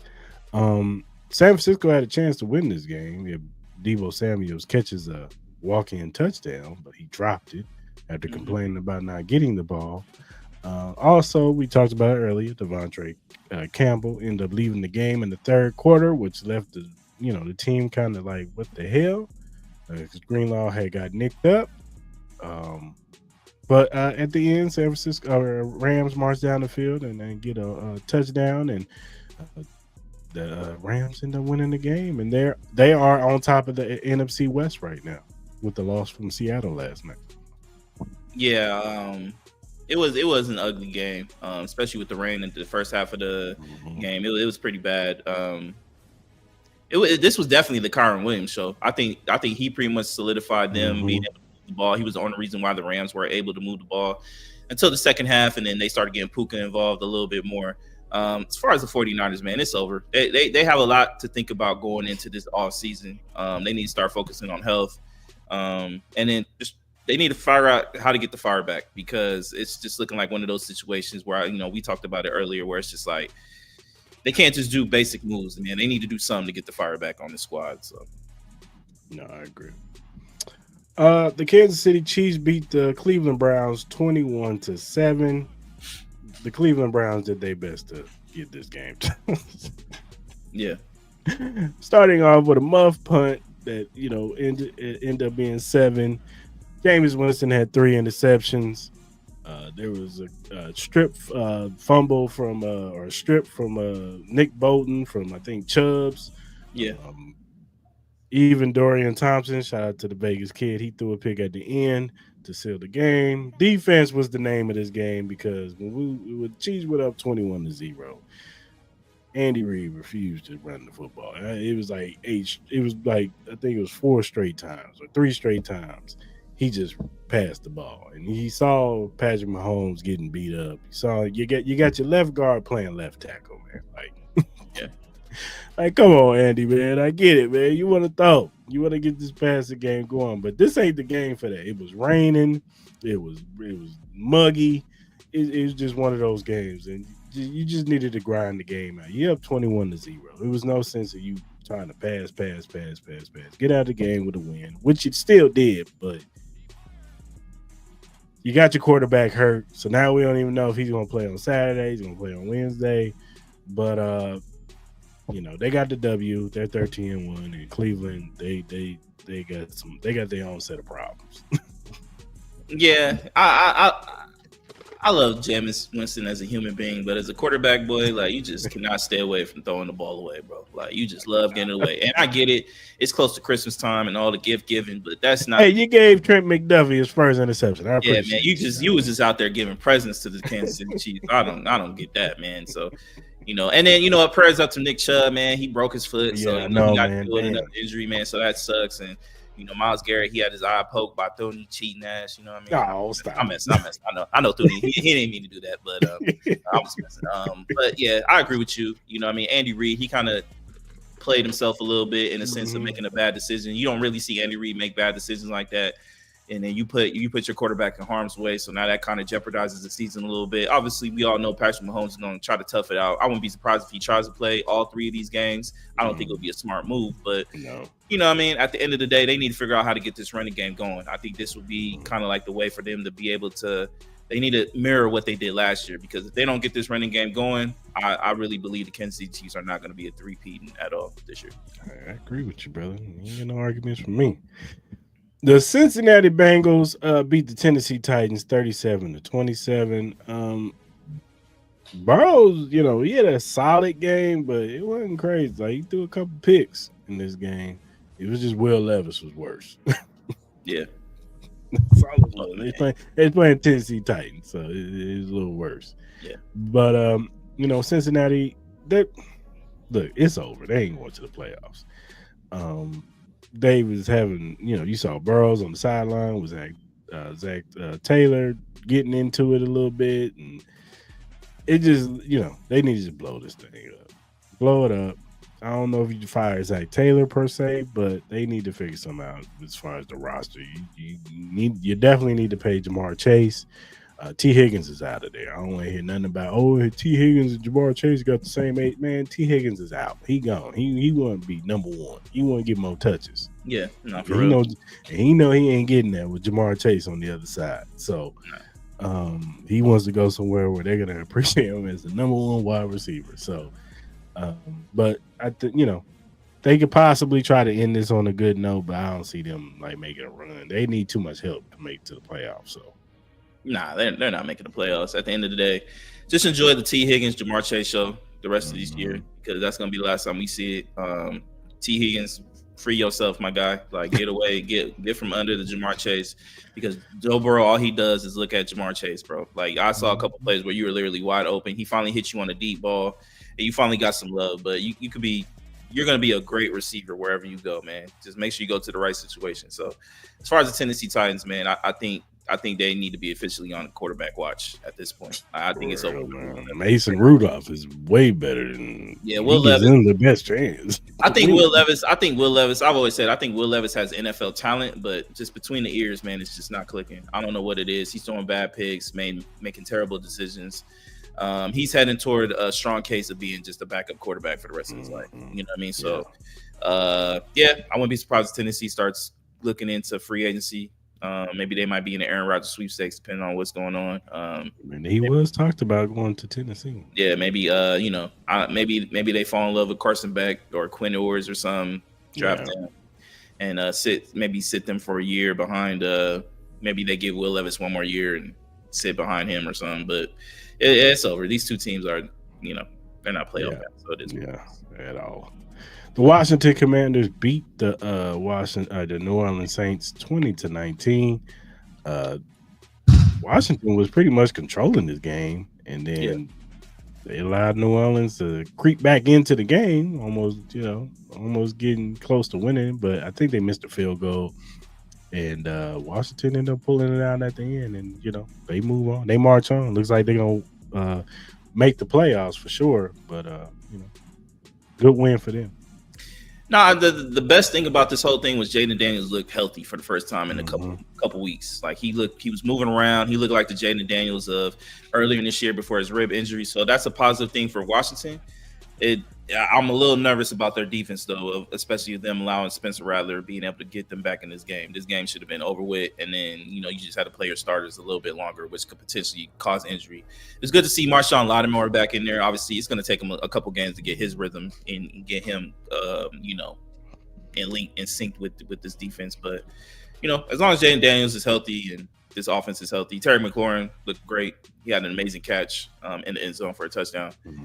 So as long as you got Jaden Daniels and that offense is healthy and that defense can get their act together, especially at the end of games, hey, this is gonna be a dangerous team going into the playoffs. So I'm very excited to see how they play against the Eagles at home. Yeah, for sure, for sure. The Baltimore Ravens put the beats on the New York Giants. This was practice pretty much. This was a scrimmage. Baltimore did whatever they wanted. Yeah, Rashad Bateman out here clowning on folks. That's fact. That's fact. He did. And then his movie put on them two players in the end zone. That was just ridiculous. It was just bad all the way around. You had the fans yelling MVP in MetLife Stadium, might I add. Yelling MVP for Lamar Jackson. He had a stellar performance. I still don't think he's the MVP because I'm not going to give you props for beating the Giants. So, but hey, good win for them. They needed this though. They did need this because they had been on a losing streak, and they needed to get this confidence, especially going into playing against the Steelers on Saturday. So they really needed this though. Yeah, I can't really take much on the Ravens, man. They played a terrible team. They always do this to terrible teams. We got to see them how they play against the Steelers next week. But as far as the Giants, man, I can't wait to see Malik Neighbors get a real quarterback. Like he's doing this with a terrible situation right now. You know what I mean? He's looked amazing. Obviously, he's going through his injuries, but Ryan Dable, I think he's not going to survive this, man. I think he's definitely going to get fired after the end of the year. If he doesn't, I would be shocked. And I'm sure the Giants fan base wouldn't be really happy about it. But, you know what I mean? Shout out to Malik, man. I need him in my fantasy, so shout out to him. Yeah, for sure. The Dallas Cowboys beat the Carolina Panthers 30-14. I wasn't expecting this, y'all. I thought Carolina was going to get a dub, and they didn't show up. Bryce Young did put a move on Michael Parsons, put him in a win cycle though. Yeah. But outside of that, Dallas, they did what they were supposed to do, man. They won the game, and there's really nothing else I can say about it. I ain't gonna lie, man. For the first time in my life I've ever said this, Carolina disappointed me like a crazy. Yeah. They disappointed me. I expected more from this team. Bryce Young didn't have a bad game. He's kind of steady at the 200, 250 range as far as like throwing yards and stuff like that. He didn't really have too much help around him. Yeah. I expected a better game from Adam Thielen, but and especially this defense. I expected this defense. From but fantasy Rico Dotto, shout out to Rico Dotto, 149 yards. CeeDee Lamb looked really good. Yeah, man, you got to shout out to Dallas. You know what I mean? I think this is going to I low-key think this is going to keep McCarthy keeping his job, man. All this does is solidify that. So, Cowboys fans, get ready for another year of McCarthy. You think they give him a long contract? Yeah. Or is this going to be like a 2-year or year to year? 1 year. It's probably year to year. Year to year. Yeah. The New York Jets get a dub against the Jacksonville Jaguars. Mac Jones threw a horrible pick into the end, so just terrible. But Aaron Rodgers has been looking, back-to-back games. He's looked like vintage Aaron Rodgers. It's no coincidence they've both been in warm weather cities in Miami. But him and that Devontae Adams connection look like the Green Bay days, and they got a W, man. But they're not going anywhere. But maybe some team that sees these two performances by Aaron Rodgers is like, maybe I can put him on my team. Even the Jets keep him next year. But I could see a team saying, maybe he can come over here and play. Yeah, you go ahead and you fall for fool's gold. I'm not. It took a terrible Jaguars team to see the oldness. We got to relive the past with Devontae Adams. Shout out to Devontae. you know how I feel about Devontae right now, especially what he did to my Raiders. But I'm gonna be honest with you. Shout out to him. You know, he had 198 yards with 2 TDs. You know, he gave you hell in your fantasy, from what I've heard. So, you know, I mean, like I said, this is another game you just can't take too much on. Like, if the people are gonna say Aaron Rodgers is back and Devontae Adams is back, you go for it. This is fool's gold to me. Like, I don't really take anything with this, but you know, if this is what's gonna get you to sign Aaron Rodgers and maybe do a package with him and Devontae Adams, and you go deal with that. Like, good luck. Yeah, for sure. The Miami Dolphins lost to the Houston Texans 20-12. Tua just couldn't get nothing really going. Throwing picks left and right. It was just bad, man. It was not good. CJ Stroud and them, they did just enough to win this game, and yeah, man, it just Houston got a W, but it was an ugly game per se. But you know, whatever. Yeah, shout out to Derek Stingley, man. He's really looking really good, man. This defense is actually starting to play really good. They are. So that's a good sign for the Houston Texans. Obviously, we need to see this offense click a little bit better, but we all know that offensive line has been struggling. But if this defense can play like this, Houston has a chance to win any game. So I'm being very curious to see if they can keep this going. As far as the Miami Dolphins, though, they're in a bad spot, man. Like, you gave Tua this long contract. He has head injuries. He's not consistent with throwing the ball. Obviously, you know, he's been kind of like high on the completion pass, percentage wise, but again, these are all dinks and dunks. You got Tyreek Hill, who's probably clamoring for a new contract. They're dealing with injuries. You know, they released Odell and all that. I think it's time maybe it's time you start considering maybe you might need a coaching change. It might be time to start maybe blowing this team up. This team is not going anywhere. I don't see it going anywhere, and they're just kind of stuck in this same spot we've been dealing with for 2+ years. So I don't know what you do with this team. Yeah, man. Just that finesse. I don't know, man. Like you said, you didn't handicap yourself to a quarterback who obviously can't. You know, he's got injury histories with the concussions. He's a smaller quarterback, and then he doesn't play right in cold weather. He's more of a timing type quarterback. So anything off script, he doesn't know how to operate. You saw that yesterday. So. You know what this team is screaming for? Brian Flores. Bring the physicality back, bro. Tua would be like, trade me. That man tried to belittle me. Honestly, would that be a problem? Like, at this point, like, if Tua's asking to be traded, trade him. Like, and what's the name of him? Another quarterback. Like, honestly, you know what? That would be the splash. Stephen Ross. Maybe the Niners should consider trading for Tua. Maybe they should. Yeah, Stephen Ross wouldn't. Because don't you think Tua would fit better with Kyle Shanahan than Brock Purdy? I mean, it's the same system, man. It's pretty much the same system, kind of. Yeah, but I think with the talent around Tua, you got a better O line to a degree. Kyle runs the football a little bit more. I would say. I think Tua fits better than Brock Purdy. Yeah, possible. You're not asking him to throw deep bombs. You're asking him to throw. But I think the thing that would scare Kyle Shanahan is the concussions. No, that should scare anybody, but he's locked in. John Lynch would want to pay no quarterback to do all that. Nah, like, honestly, I don't think you're going to get a first round pick for Tua, especially with his problems and that contract. But you know, it's a thought. I think that'll be kind of something that they low key need to kind of look into as far as like making a splash. Maybe not that per se, but they need some. But the Dolphins, I don't know what you do with that team. They're in a bad spot. I think as far as like if we had to rank like who's in the better positions, I think they're in bottom tier at this point.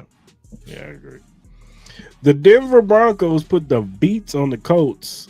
You know, look, man, the Denver Broncos have been playing their asses off. The Colts were coming off a bye week, and they didn't look right. They had that horrible trick play where A.D. Mitchell throws it back across. What the fuck that was? To Anthony Richardson, and it gets picked off. That was crazy. But I think it was Benito, and he ran all the way back. Man, that was terrible. That was just bad. I don't know what you do with the Colts. I don't know, if you might have to have a conversation about Chris Ballard, man. He's been there for years, and they still can't get it right over there with Indianapolis, and maybe you just need to go get some fresh juice over there with a new GM. You know what I'm saying? And hopefully, this new GM like Shane Steichen, Anthony Richardson. But yeah, they need something different over there because it's not working right now. It's just not. I agree with you. I agree with you 100%. Jonathan Taylor, come on, bro. What are we doing, bro? Like, you're a veteran. That's something that should not really be Hmm. happening. You need to be better than that. Hmm. Yeah, honestly, yeah, Colts are just, yeah, it's just kind of weird with the Colts, man. I don't know what you do with that team. I think they need like kind of like a facelift as well. As far as the Denver Broncos, Bo Nix really didn't play well at all. He had 3 interceptions. I think that fumble, I think that Jonathan Taylor thing kind of changed momentum of that whole Hmm. squad. I think if Jonathan Taylor scores that, I think they're up by 2 scores. I think at that point, I Yeah. think it was like Yeah. 20-7 or something like that. So yeah, I don't know, and I don't know what you do with this Denver team. Like, they have their ups and downs, but I want to take them as serious like No. playoff contenders at all. The But only thing that keeps them in games is their defense. Their defensive line is really, really good. And you got Patrick Surtain. I know he got hurt, he got but hurt. He got hurt, so we got to watch out for that too. So yeah, yeah, yeah. yeah, but But yeah, but their defense is what keeps them in games, and they don't ask Bo Nix to do too. Now they've been opening it up a little bit more for Bo Nix because you saw that in the Browns game. He was in the back of the end zone throwing bombs to yeah, Jerry Judy. So Sean Payton does trust him to a certain degree, but because they Broncos run. are a year. They're a year early. They're a year or two They early. are. They You are. know, They did. Nobody expected this from the Broncos. nah, So not at all. So um, probably next year you start looking at the Broncos at least as a playoff team. I wouldn't say a Super Bowl. They yeah, would have to like go get T Higgins and and they like only can do so much because they're still yeah, paying Russell Wilson. So yeah. cap So strings. So. the Buffalo Bills beat the Detroit Lions. Buffalo pretty much dominated this game. Um, but Josh Allen did whatever he wanted. They got the first stop, and then they just kept driving. Detroit started getting some stuff together, but they just could never stop Buffalo. That onside kick, I didn't understand that. Dan Campbell, you gotta know when to reel it in, brother.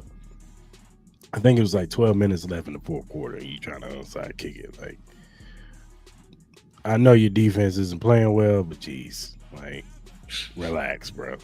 Like you doing too much, and then you gave an opportunity for Buffalo pretty much because they got it down to like the 10-yard line. So, um, yeah, man, Buffalo looks like the best team in the AFC right now, and Detroit is trending down with all the injuries. We had talked about David Montgomery, their defense. That one of their defensive linemen is out for the season now, and it's just not like quick. One of their cornerbacks is out for like 6 weeks. Like, it's not looking good for Detroit right now. They're trending down as far because of these injuries. And Buffalo, although I have questions about their defense, their offense is a well-oiled machine. As long as you got Josh Allen, you're always in the game. Yeah, as far as Detroit Lions, we already kind of touched on that. Like, they're just, it's not really looking good for them as far as like just injury wise. It's not really so much the team. Like, it's not like they're playing bad. It's just got too many injuries, man. And sooner or later, man, it's just hard to stop the well from bleeding dry, man, because Yeah. you got too many holes on that squad. As far as the Buffalo Bills, and then on top of that, I'm not mad at the onside kick because reality they couldn't stop shit, so it really wouldn't have mattered anyway. So I'm not gonna really beat them up too mad on that. As far as the Buffalo Bills, man, Josh Allen is just in a complete zone, bro. There's nothing stopping him. This man is throwing dots everywhere. My dumbass sat James Cook because I didn't think he ended up going off.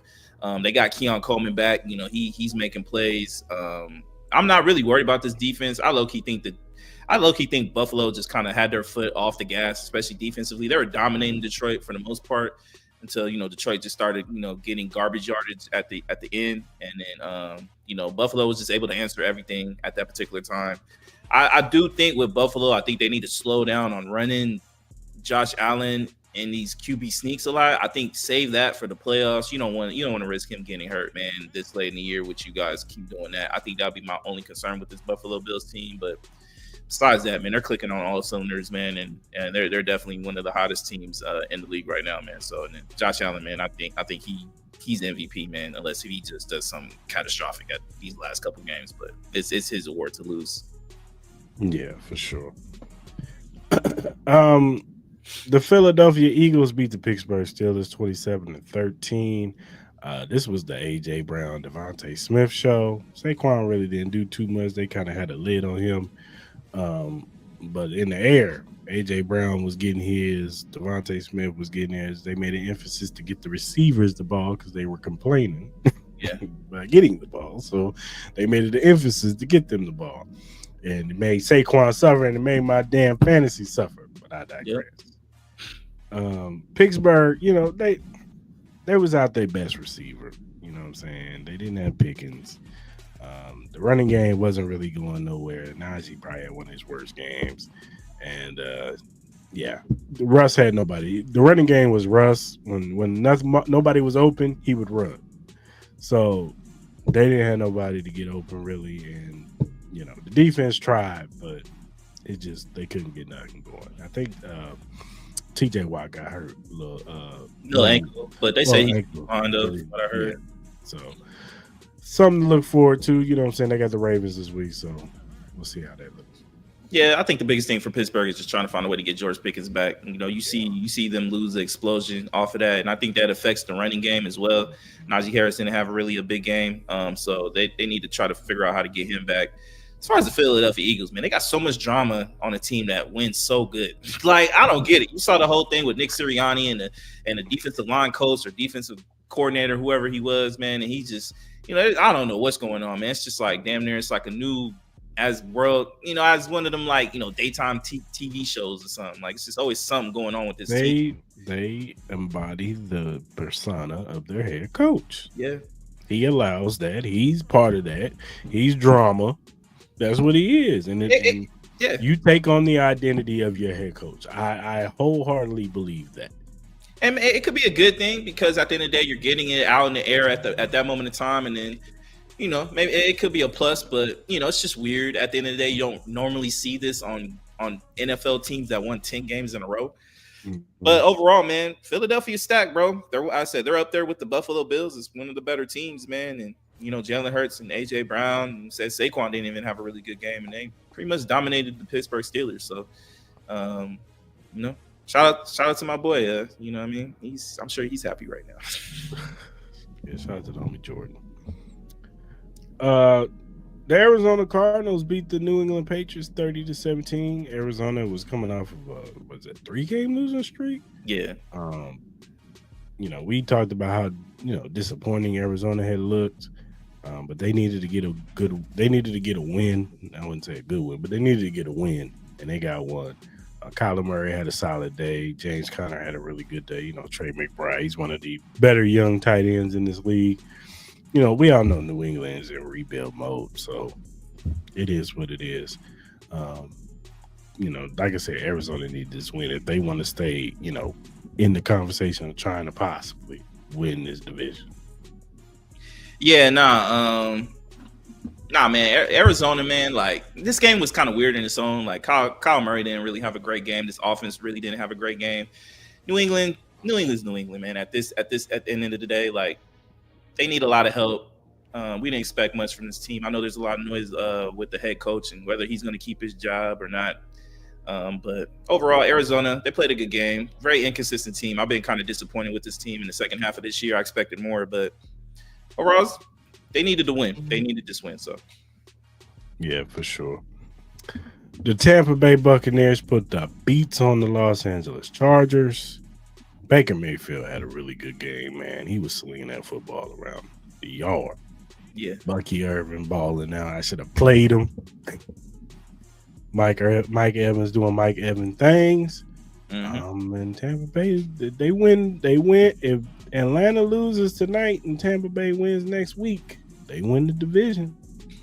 So, Tampa Bay starting to trend up now. Ever since they got Mike Evans, they've been playing a little bit better. I ain't like how they looked against your Raiders last week, but they were playing a little bit better. So, now this was probably the more surprising outcomes. I expected a better game, especially the way both of these teams have kind of been playing. But hey, man, look, Tampa Bay is probably the best team in the NFC South. We've all known that they've gone through some injuries. It seems like they're getting a little bit more healthier as the time goes on. So they're going to be a scary team going into the playoffs. We've seen the capabilities of what they're able to do. Like they almost beat the Detroit Lions team last year in the playoffs on the road. So it's going to be a scary team. I expect more from this Chargers team. Herbert's a little banged up, so maybe that was the cause of why the offense didn't really produce the way they did. Obviously, Dobbins is banged up, and some of the offensive linemen is pretty banged up as well. So, got to see, man, see if they can hold on to one of the playoff spots and potentially still make it. Big game on Thursday, Broncos and Chargers. Yeah. I'll let the you Green talk. Bay, huh? Go ahead, talk. I'm good. The Green Bay Packers beat the Seattle Seahawks 30-13. Geno Smith went out with an injury, and that pretty much sealed their fate in that game. Josh Jacobs had a really good game. Jordan Love had a solid game. Romeo Dobbs had a couple touchdowns, but Sam Howell had to play. He threw a couple picks, and it was all she wrote. Seattle's still in the mix to win that division. They're 8-5, 8-6. But Green Bay look good, and they're a team you got to watch out for. When their defense is healthy, that's and they run the football with Josh Jacobs and minimize Jordan Love's interceptions. This team is hard to beat. Yeah, man. Look, Seattle, obviously, Geno Smith, he had the knee injury. I was getting a little worried because he kept throwing to Jackson Smith and Jigba, and I was really sweating it because that's one of the players I was going up against in my fantasy. But it sucked to see him go down. He was playing pretty good going up into this game. But, Green Bay, them adding Josh Jacobs just adding a new layer to this team that's very, very scary. Josh Jacobs has been playing amazing, amazing football. I'm also tired of hearing Josh Jacobs keep shitting on the Raiders. I will say that, bro, stop with this whole shit. You didn't found the saving grace of football. Bro, it's not that deep, bro. At the end of the day, the Raiders were going in a different situation. You were going in a different situation. This fan base has done nothing but try to support you and love you, but you keep shitting on it. So it's kind of hard for me to see that Raider fans be really warm and accepting you whenever you decide to re-ingratiate yourself in this organization. But Green Bay is looking really, really good, man. They're looking amazing. They're tough, man. They're going to be a tough out, bro. They're going to be a really tough out, and they don't even have Jair Alexander back yet. So that's going to be they're going to be tough. They're going to be a tough beat. And we saw that with the playoffs. It seems like Jordan Love just gets better and better as it gets into December and in January. We all know they should have easily beat the 49ers in the playoffs last year. And hey, I wouldn't be surprised, man, if the Packers came out and represented the NFC. I wouldn't be surprised, especially with all these injuries with Detroit. Right, yeah. And then obviously we saw the matchup with the Eagles earlier in the year. And that was a good game, you know what I mean? In a weird environment in Mexico. Obviously, Jordan Love did get hurt in that game, so we didn't get to see the totality of it. But it was at the end. But at the end of the day, I think I wouldn't be surprised if that ended up being a rematch in the NFC Championship game. I would not be surprised. Yeah, for sure. All right, man. Who's your best player and team of the week? So best player, I had to go with Lamar Jackson. I get it. It was against the New York Giants, but he played amazing football, so I went with him, and then I had to go with the Buffalo Bills. Buffalo Bills really, really dominated against a really good team in Detroit on the road, so I went with the Buffalo Bills. I'm gonna go with Josh Allen. He is the MVP of the league right now. We have 2 touchdowns, two running touchdowns, 2 passing touchdowns, or something like that.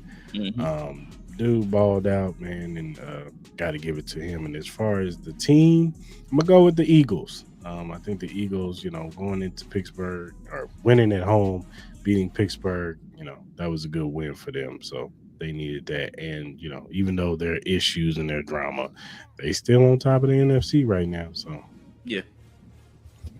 Who is your worst player in team?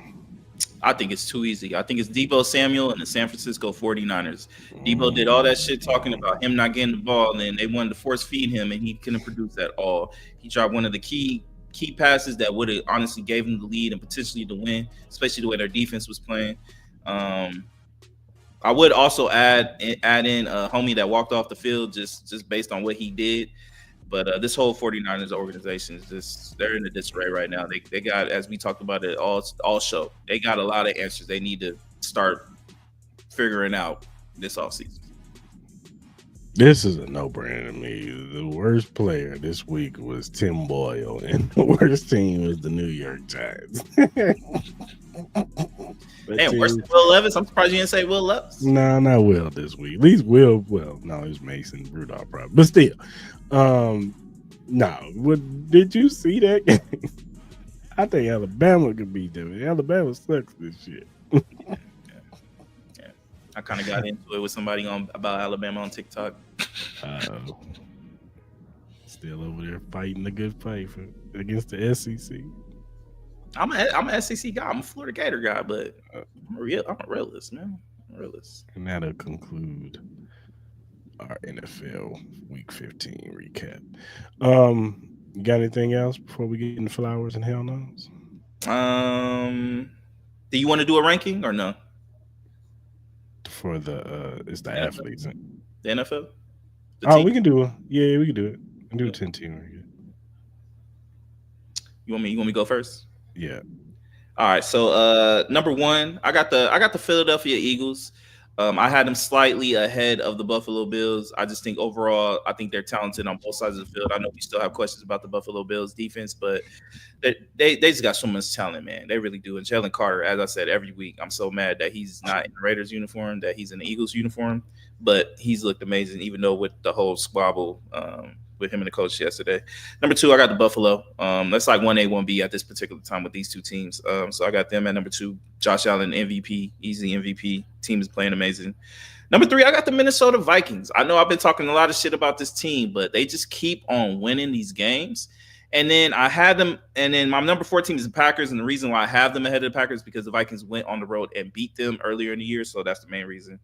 Number four, I said I got the Packers. Number five, I got the Chiefs. I know they only lost one game, but the Mahomes injury does not sit well with me. I know we've seen him play through that, but they got to get this running game going. This offense has not been playing up to par, and then you can't consistently keep asking this defense to step up and perform and give you great performances every single week.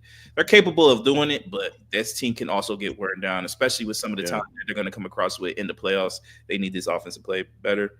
Number six, I got the Detroit Lions. They're falling slowly but surely, but every injury that keeps coming across my timeline is just making me more and more grim about this team. I know offensively they're going to be amazing, but now we're starting to get offensive players hurt. Their whole defense is hurt. Now we're starting to trickle into the defense, the offense. I don't know if somebody got voodoo on this team or what, but this is bad. So I got them at six. Number seven, Detroit Steelers, the Pittsburgh Steelers. I have them. Tough loss against the Philadelphia Eagles, but I got them at number seven. Number eight, I got the Baltimore Ravens. They're playing some decent ball. I said it's not much I can really say with them against the New York Giants. The Giants aren't really a good team. I got to see them. We'll see how they play against the Steelers coming up. Number nine, I got the Rams. I think the Rams have been playing good football these last couple weeks, man. Really, really good football. Obviously, the game was really ugly on Thursday, but the defense showed up. They were finally able to get that offense going with Kyron Williams and Puka Nacua. So that looked good. They do need to get Cooper Kupp involved a little bit more. I would love to see that. And then number 10, I got the Tampa Bay Buccaneers, man. That went on the road against the LA Chargers, a tough team, a tough hardball team, and the way they dominated them, they had one of the best scoring defenses in the league, and they were able to put up 40. So that was really impressive. So that put them in my top 10. I pretty much agree with everything you got. Okay, cool. So, all right, who's your flowers of the week? So my flowers of the week. Let me see if I find the page. Let's see what I have. Oh, so flowers of the week. One, I'll give it to Travis Hunter. Congratulations to you, my brother, on winning the Heisman Trophy. I want to salute to you and all your earnings, man. Can't wait to see you in the league. And then two, I want to give my flowers to Randy Moss. He announced that he was going through a cancer battle. He did say he did beat the battle, so congratulations to him. Hopefully we see him back on the TV pretty soon. Wish him a speedy recovery, speedy health, man. Cancer is nothing to play with. Fuck cancer. We all know that. So glad he beat it, and hope to see him soon. Yeah, I'm with you on those two. Both, well-deserved flowers of the week, most definitely. My first flower goes to Roy Jones Jr. If you haven't already, go watch his interview with Andre Ward on his I think it's called All the Smoke uh, podcast. He had a great interview with him. It's like it's like an hour, 2 hours long, but it's just from the beginnings to the end of his his career and some of the stuff that he talked about. Him coming up, the Olympics where he got robbed, and you know how they, he said monks came to his because they were in South Korea, and monks came to his hotel room and was like, we're like apologize, like we're sorry. They did that to you. He said even the referee was like, man, I can't believe they about to do this to you. And Mhm. even the dude to this day says, "Hey man, I lost." He beat the hell out of me. So, and then even his career, some of the how he was thinking with each fighter. You know what I'm saying? Him saying James Tony was his hardest fight he ever fought. You know what I'm saying? Because dude was James. If you don't know about James Tony was one of the real. He's one of the first with the Philly shell, the Mayweather shoulder. He Yeah. was one of the first ones to do. Him and Pernell Whitaker was the ones who started doing that stuff. So Mhm. but it was a great interview, man. And shout out to Andre Ward, man. I like his platform where he talks to different boxers, man. I want him to continue to. I hope he gets a Floyd Mayweather one. That's what I want. Yeah. But Roy Jones is my favorite fighter. Anybody that knows that, Maul knows that Roy is my favorite fighter of all times. He was 101. Nobody has his style because he was a mixture of a whole bunch of styles mixed into one. He could do it all. He had the speed, the power. He was just entertaining. And yeah, man, shout out to Roy Jones, man. I think he doesn't get enough flowers that he should deserve. So, Yeah. and then my other flowers goes to Michael Vick, who looks like he's about to be the head coach of Sacramento State College I saw. University. I know he had interviewed for his hometown in Norfolk. Uh, Interview for that job, but it looks like he's going to Sacramento State. Man, I wish him all the best. I'm all 100%. for coaches, players who want to coach becoming head coaches, man. I hope he succeeds, man. I hope he has the same route, I hope he has the same route as Deion Sanders. You know what I'm saying? Just he gets bigger jobs. He has success in Sacramento State, and then somebody takes a flyer on him in a Division 1 school. So, Yeah, for sure. and I also want to give a shout out to Teddy Bridgewater. Teddy Bridgewater, he retired and took over his alma mater, who they were having losing seasons. He took over for 1 year and dominated. And when I say dominated, like I think they said that the point differential for his team was like 256 to like 6, something like that. Like they were smoking through teams. They went to the state championship, and I think they said they won 41-0. So his first year of head coaching, they went undefeated and won the national state championship. So shout out to Teddy Bridgewater. We might be seeing his name come up soon in one of these college jobs or whatever, taking over as a head coach. And so shout out to Teddy Bridgewater, man. Yes, sir. Shout out to him.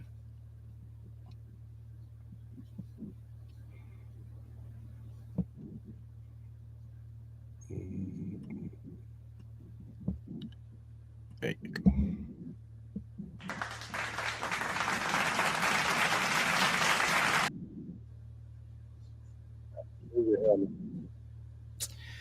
So hell no, I'm gonna stick with Travis Hunter, but I'm gonna go to his girlfriend. Look, I'm not gonna be the type to say that he needs to dump her. Like let him figure out that on his own. But I will say that she does need better.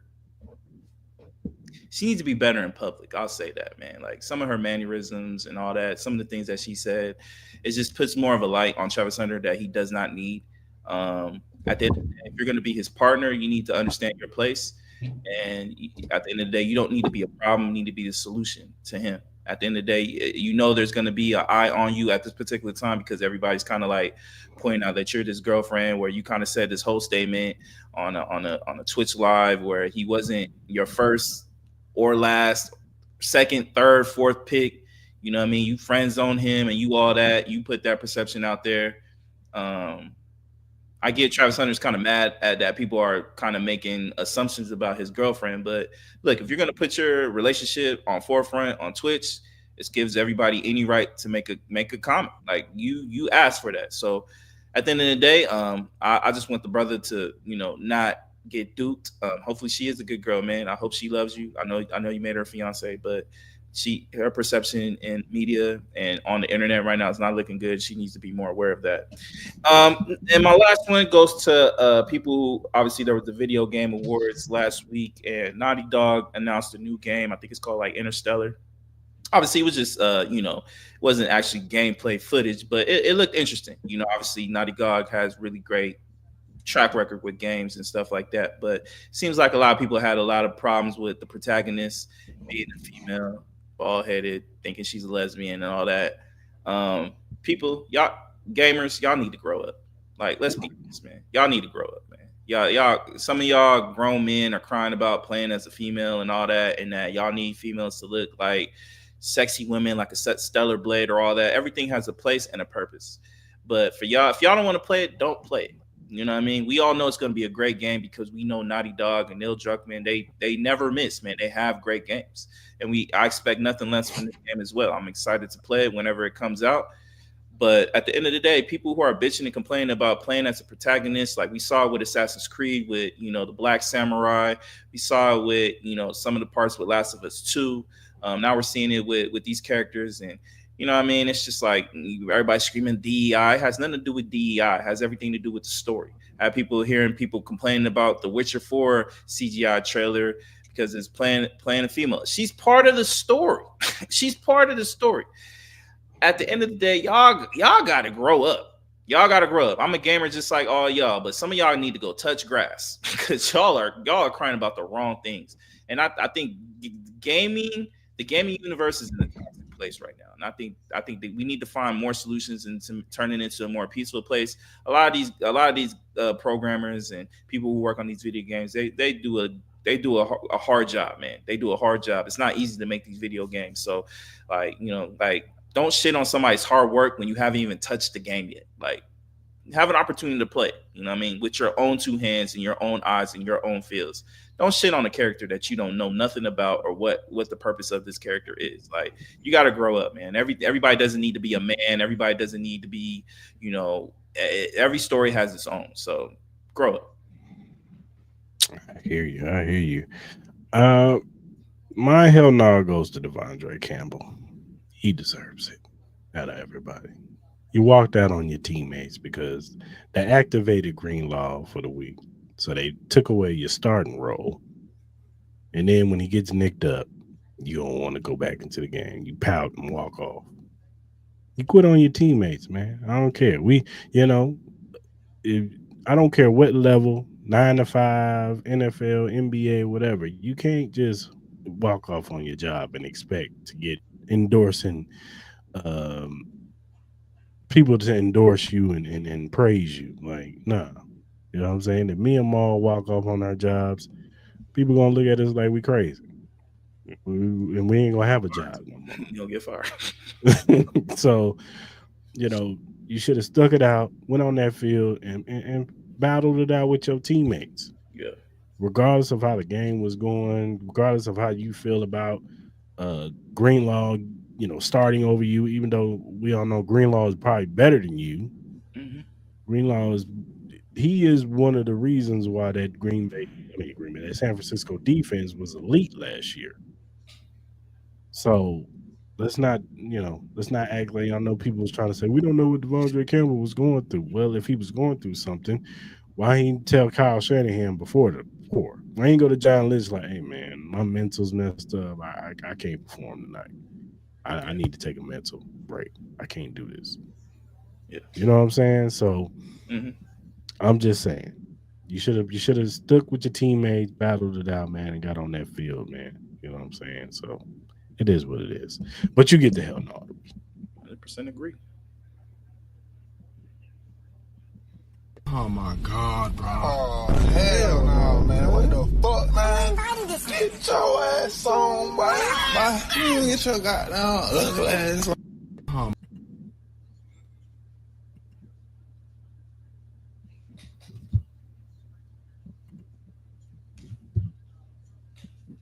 He might have stayed on the field if he had him some. You already know. Introduce yourself to Magnet, the ultimate sports drink. Are you ready to take your performance to the next level? Do you want a sports drink that eliminates the muscle cramps and fatigue when working out or training? Meet Magnet, the sports drink designed for athletes who refuse to settle for mediocrity. I know you're asking why Magnet. It's power packed electrolytes and rehydrates and restores balance with their scientifically formulated blend with magnesium that fights fatigue and boosts endurance. It has natural ingredients made with real fruit extracts and no artificial colors or flavors because your body deserves the best. It has delicious flavors like mixed fruit and watermelon that keep you revitalized and ready for action. It will boost your performance with essential vitamins and minerals. Magnet fuels your workouts, helping you crush your goals. Join the Magnet movement. Whether you're training, competing, or simply staying active, Magnet is your go to refreshment for peak performance. You can order it now on our direct link at drinkmagnet.com. Also, you can use the promo code Cris and Mal to get $5 off your purchase. Again, use the promo code Cris and Mal for $5 off your purchase.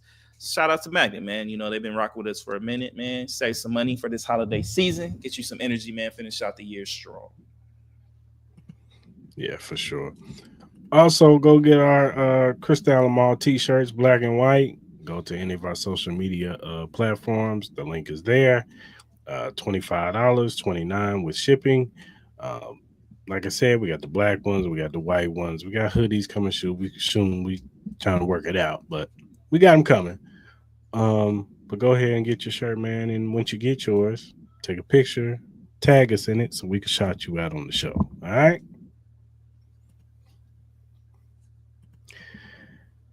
And whatever, I mean, if you want to donate to the Cris and Mal podcast, you can donate to our Cash App, Cris and Mal podcast.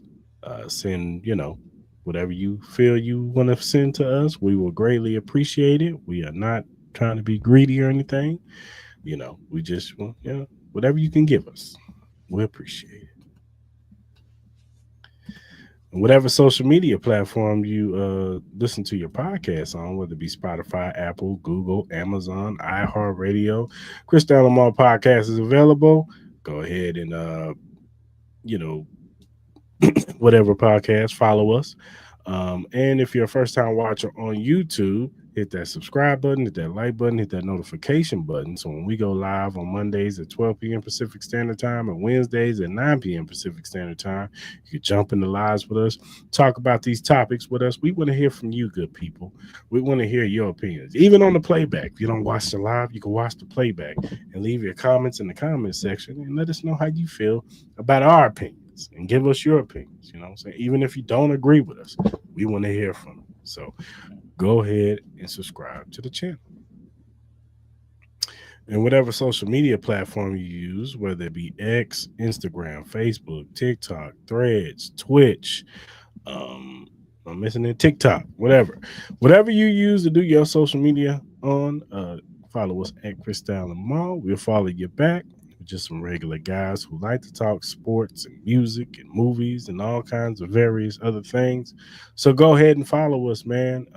If you have critiques, if you have feedback, or if you have a question or topic that you want us to bring up on the show, hit us up, man, via DM, email, or our mentions. If we like said question or topic, we'll bring it up on the show. We'll shout you out on the show because we want to show love to those who show love to us. So go ahead and follow us and hit us up, man. Yep. All right, good people. We will be back on Wednesday to talk about, give our NFL picks for the week. To probably talk a little bit more NBA stuff. College football playoffs starts. College football playoffs. Give our, we already gave our brackets. Also, we're gonna do a Christmas bracket in the heart of a Christmas movie bracket that I found on the little web or whatever, the internet, that I want us to do. You know what I'm saying? See if me and Mal agree on these Christmas movies. You know what I'm saying? So, and some other things, man.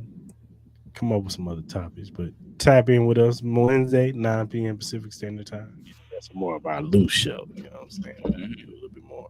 So go ahead and tap in with us on Wednesday. Until then, good people. We out.